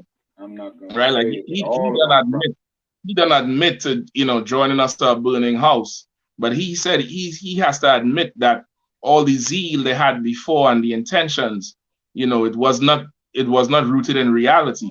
And he said, no, we have to come to he said it was superficial, meaning it was only on the surface because it was carnal. What's on the surface? Your flesh. That's what's on the surface. It's carnal. It's all your flesh. The same thing with Sidney Portier. Same thing with O.J. Simpson. The same thing with Bill Cosby, Tiger Woods, Venus and Serena. All that is superficial. It's superficial because it's carnal. Not just on the surface, meaning not deep. It's shallow, but it's also very carnal. And he realized he joined his people into a burning house because he thought this was the way to now be equal with the oppressor. When you have to understand there's no equality with your oppressor. There's no equality with anybody. Somebody had to be the head and somebody got to be the tail. Somebody got to be the master and the servant. It's either you're winning or you're losing. That's why it's called a race. It's either you're winning or you're losing. And there's no middle ground. You understand? There's no middle ground. Just before we roll, because did you find the other thing with Van Peebles? Or anybody found it? Like, all I found was he made a statement about nobody's gonna be wearing a dress in these upcoming movies to take a shot at Tyler Perry. Yeah, please. That's the one I want. I think they had another one out there. They probably scrubbed the internet of that one, but it was one I think he was really going in on Tyler Perry. They might have scrubbed the internet of it. And if I could, Tyler Perry and that whole Tyler Perry industry and that whole industry is basically the growth of guys like Sidney Poitier and Martin Luther King. That's basically their evolution, like their culmination of cats like that over time. What ends up happening? A black man in a dress, acting a damn fool, making another black man looking ridiculous and confused and lost and foolish all over. And we putting it out. Now the Jewish man used to put it out, the blackface and the clowning. Now we put out the clowning. That's right. So like, if I could, and Tyler Perry, he studied that movie. I never forget when that movie came out at Waiting to Exhale. He studied that movie there, boy. When he knew how to capitalize off the black woman's rage and all of that, man. When that movie came out, when he saw, like you said, the Diary of a Mad Black Woman. I mean, you look at it's almost textbook. He looked at when that woman set that brother's car on fire with all his clothes in, and she walked away and flicked the cigarette. Black women, my mama was mad at my daddy after that damn movie. I remember that. I remember coming to the house like that. Why so quiet up in here? Like all the women were just mad at their husband after that damn movie. So he knew how to capitalize off the black woman's rage, and you never underestimate the shock value in entertainment industry. Never underestimate that, because that is what sells. You understand? That is what they like to see. You understand? So, and like you said, the image is, once again, is the reason why the Lord said break down their images. You know what I'm saying? Tear down their images, because images play a major role in how we see ourselves and how other nations see us. Images are important. You understand? Salakia. That's right. Yeah. And which is exactly the last that was saying there. Like we ain't have to listen to him. We gotta listen to the priests and prophets of the Lord, because that's who they should be asking them questions to. They should be putting a mic in front of these brothers' faces and asking instead of running away. Like the media right now is the house calling. At one time, the media would hunt for the controversial topics, but now they're scared to put the mic in front of us because we are not Sidney Portier, because we are not O.J. Simpson, because we are not, we ain't Will Smith. We not that. We're gonna tell you the truth as how it is. We're gonna let you know all about our Negro-ness and our first people-ness and our Latino and Latina X-ness. We're gonna give you the full, we're gonna give you the hot sauce and the tamales. We're gonna give you every goddamn thing, and you're gonna have to deal with it. You're not gonna apologize for being the lost 12 tribes of Israel. That's right. You know? You have the quote, brother? Come on, sir. Mario Van Peebles takes shot at Tyler Perry at Film Fest. Friday night, as the Urban World Film Festival entered its second night, director Mario Van Peebles, 50 Cent, and Lynn Whitfield were on hand to promote their film, All Things Fall Apart. 50 hit the red carpet with his own entourage of eye candy, posing for pics with the cast. Before the screening, Van Peebles assured the audience there would be no men in dresses or wigs in his movie. Yeah, man. So, like, if I could, I was talking to General Q earlier about we was talking about different crafts and things like that. And let this be a lesson to all you, whether you aspiring actors, writers. At one time that we had, I guess you can say a writers guild, where black writers would all come together.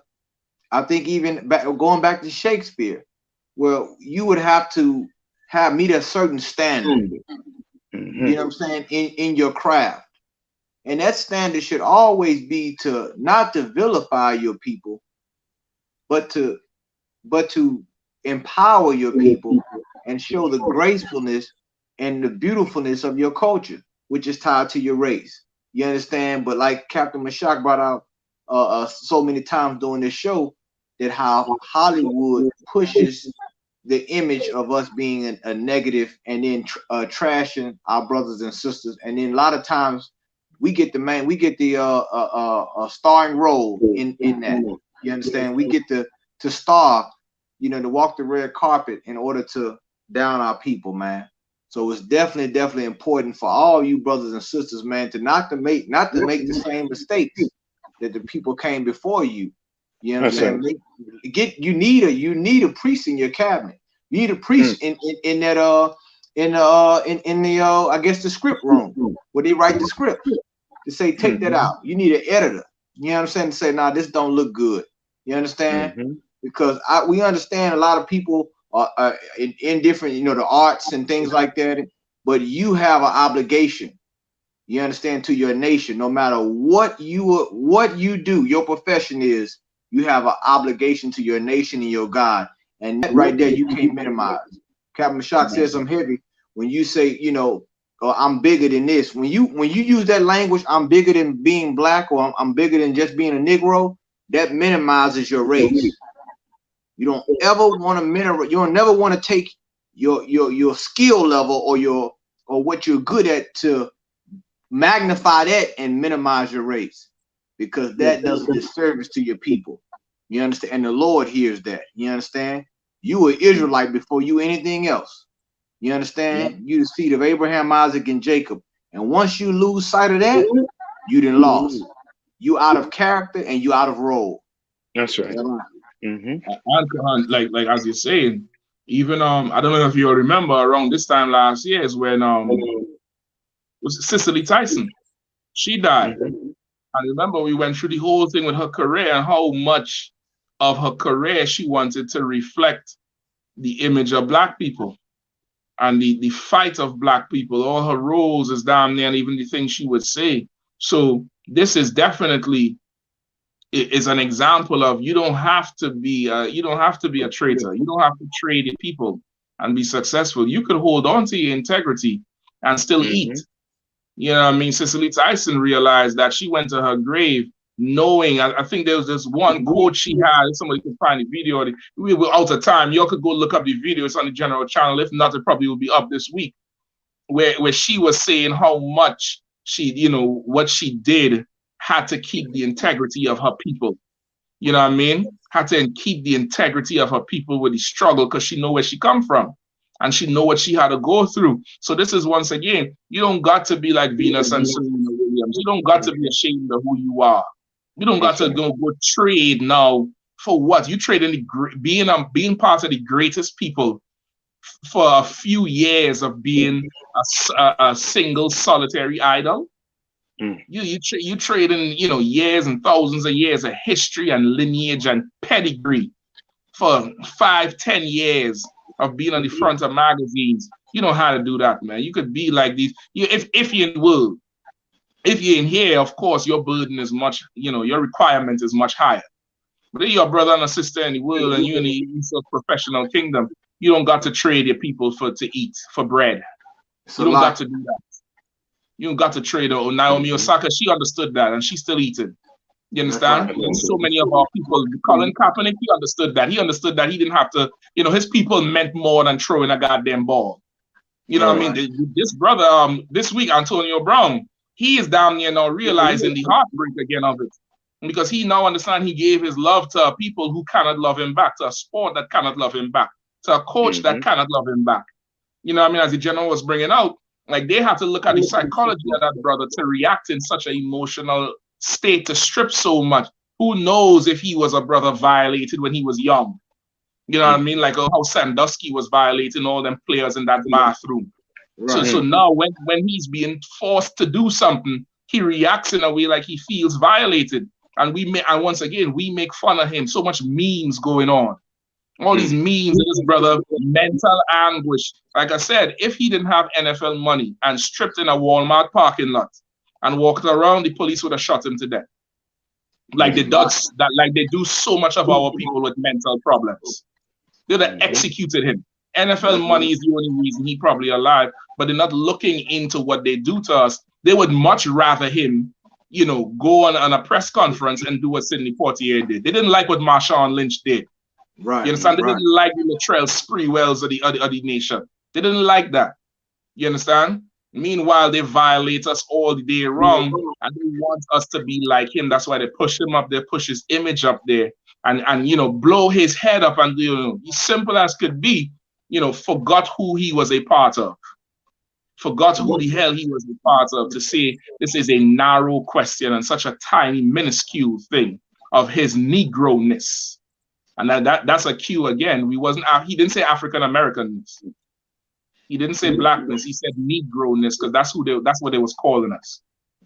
You know what I mean? I don't want to hop on too much. If anybody want to jump in the last say, if I could say one thing, Captain, what you're saying about the whole entertainment industry, and which is spot on what the whole topic is right now in regards to race.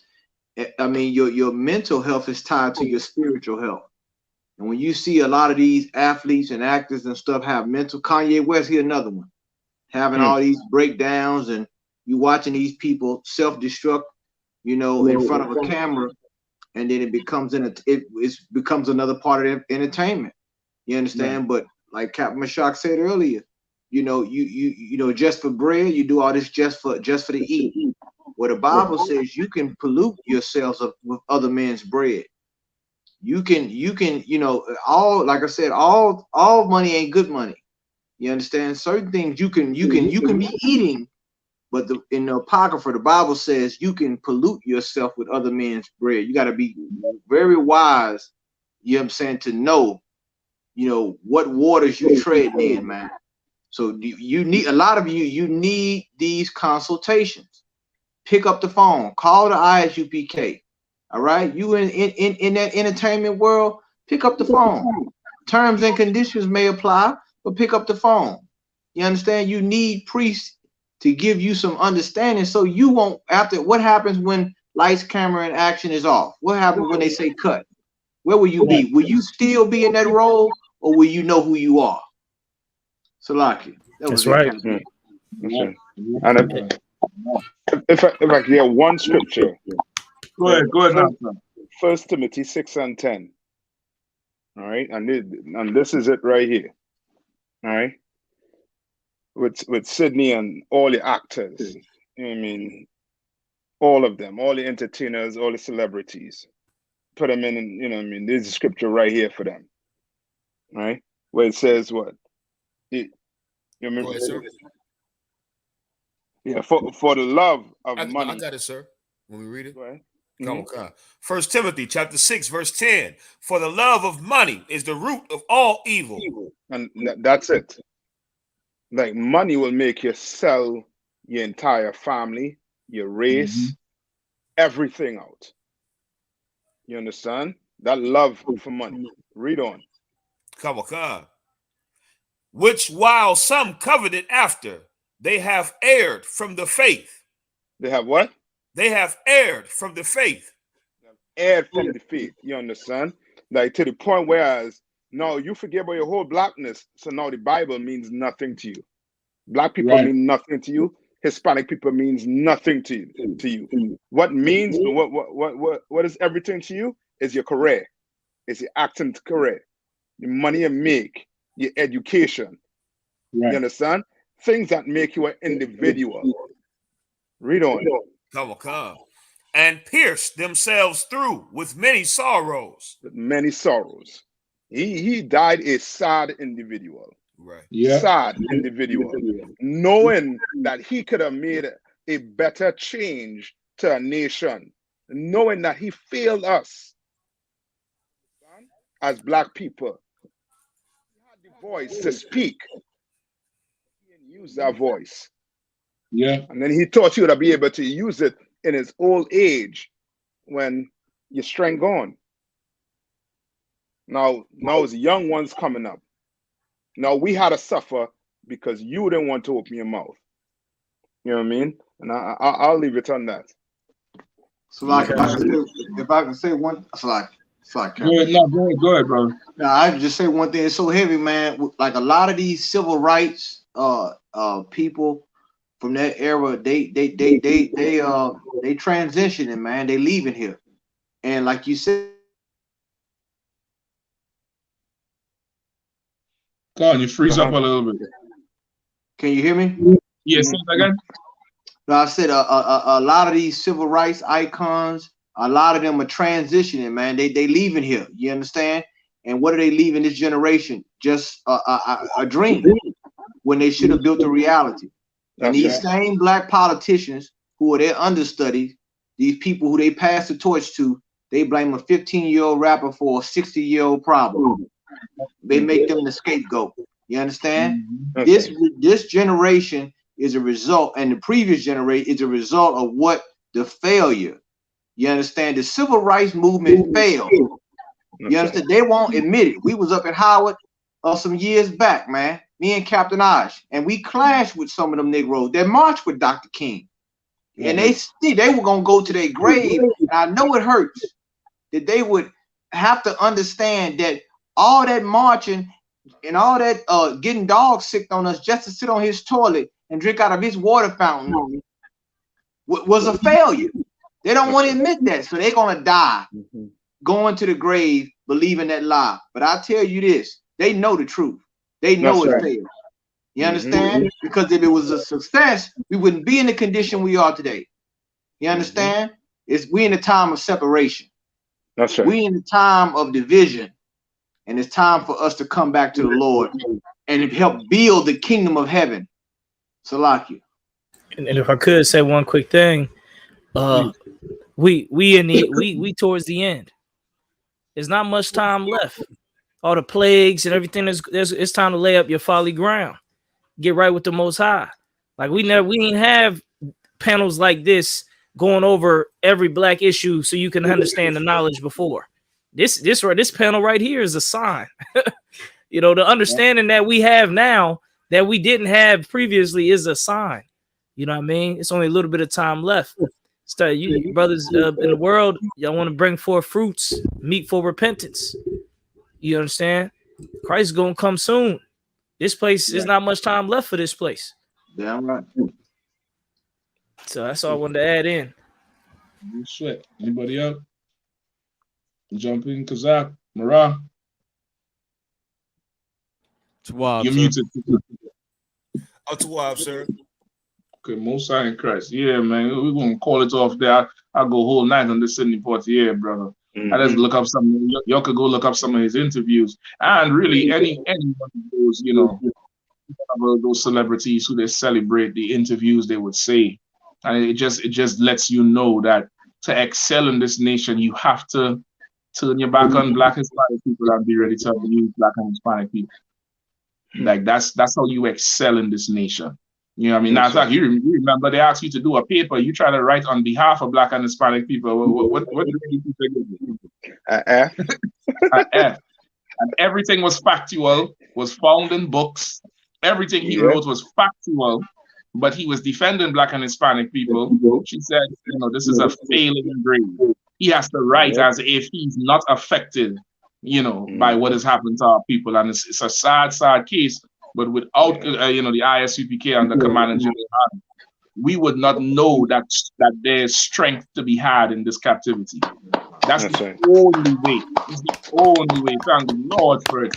Because, boy, we would all be weak and victim and prey in the world if it wasn't for the Israelite School of U.P.K. We all would be making Sidney Portier speeches. Like, why are you asking me about so-and-so? Why are you asking me about Trinidad? Why are you asking me about Chicago? Why are you asking me about, you know, Mississippi? Why are you asking me about Jamaica? Why are you asking me about the res? That's how we would be talking if it wasn't for the truth. That's right. If it wasn't for, we'd be vexed that you sitting here with a shaved face and a suit and a tie, and I'm vexed that you asking me. There's a clear difference between him and Muhammad Ali. Clear difference between him and Colin Kaepernick. There's a clear difference between him and the Israelite School of U.P.K. who you should listen to. You want entertainment? Watch, you know, A Raisin in the Sun. You want to make sure there's no more riots and your children don't have to be born in captivity. You come to the I.S.U.P.K. under command and GEN.YAHANNA. With that, that's right. You know, I want to say thank you for joining us again tonight. You know, continue supporting this channel, BLACKWATCH News, the website, blackwatch.news. Go check it out. Everything live and direct. Commanding GEN.YAHANNA every Monday night, 9 p.m. live for BLACKWATCH with the heavy hitting crew. Also, General Mahaiman class every Monday at 6:30 p.m., 6:45 p.m. On One West I.S.U.P.K. online classes, both Facebook and YouTube. Also on Thursday, General Mahaiman scripture breakdown at 7 p.m.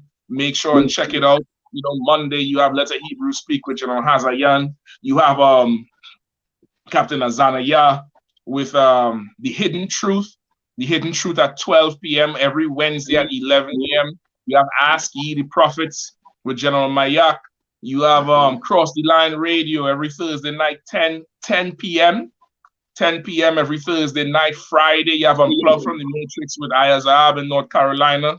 You have On the Ends live out of UK. Find out what's going on the other side of the damn globe with Captain Parashia and Karathian and brothers over there in the UK. What else show? We have Boot Up or Shut Up every Sunday night. You hear Kahan reporting live from hell.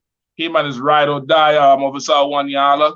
You know what I mean? Like the truth is out there, the news is out there. You know what I mean? It's you is the one who ought to come listen. You know what I mean? Usually when you don't have an excuse anymore, your prophets ain't hidden in the corner no more. Also, Kapash, you have a radio show too. Tell them about it, please. Take Ground Radio. We live at 5 every Wednesday, going over relationship advice, not just with your wife, but also your family, your friends, loved ones. When you coming into the truth, that's live at 5 every Wednesday.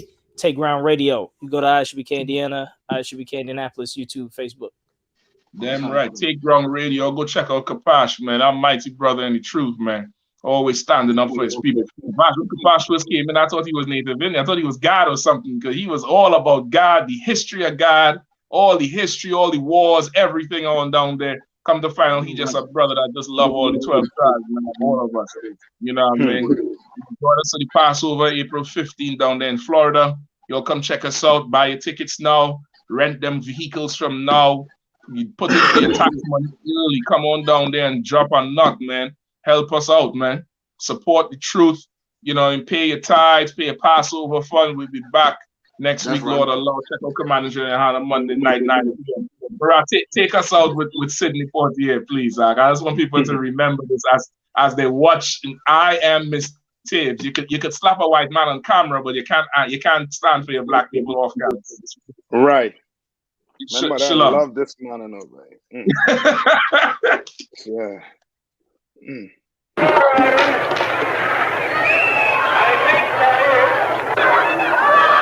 In the last decade, Hollywood a few black stars who attract large audiences, black and white alike. It is possible for an important star like Sidney Poitier to be seen as an actor rather than as a black actor. You're implying that there was something wrong by my not being nominated. Well, there seems to be a lot of talk in the industry. Apparently no one has really heard from you. What are your feelings about that? I was rather delighted not to have to sit in that auditorium tonight and wind up one of the four losers. Outside of Hollywood, it's a different matter.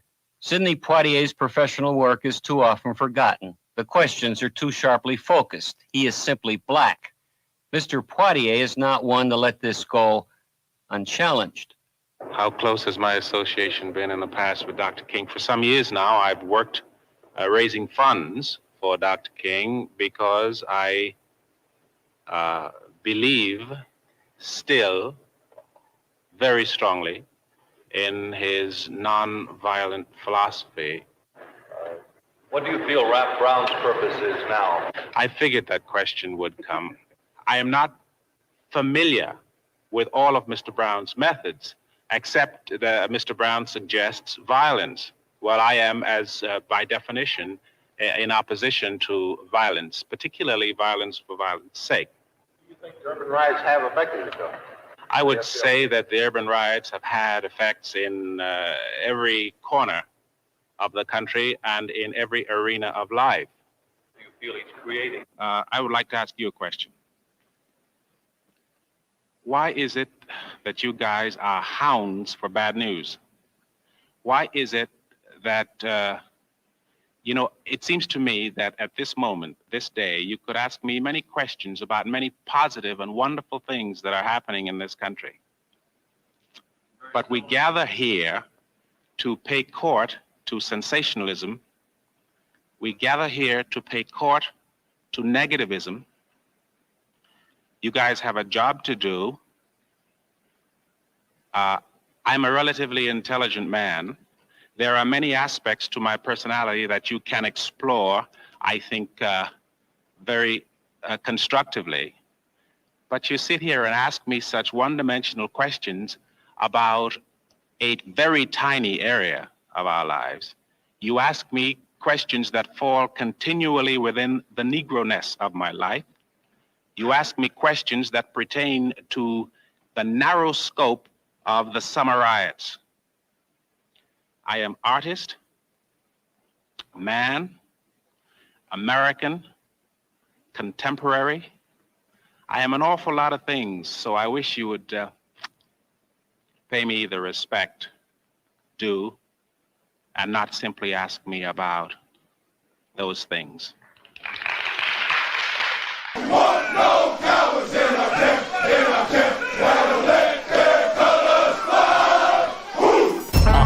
I.S.U.P.K. 53rd Annual Lord Passover. 53rd Annual Lord's Passover is going to be held down here in Florida. It's going down. You're here tonight to get a chance to be righteous enough to be worthy of God coming to save you. That's right. It's going down. The Lord's 53rd Annual Passover.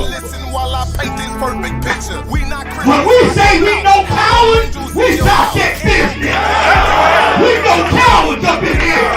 Book your hotels now at the Holiday Inn Express and Suites, the IHG Hotel, 301 Tucker Lane, Cocoa Beach, Florida, 32926.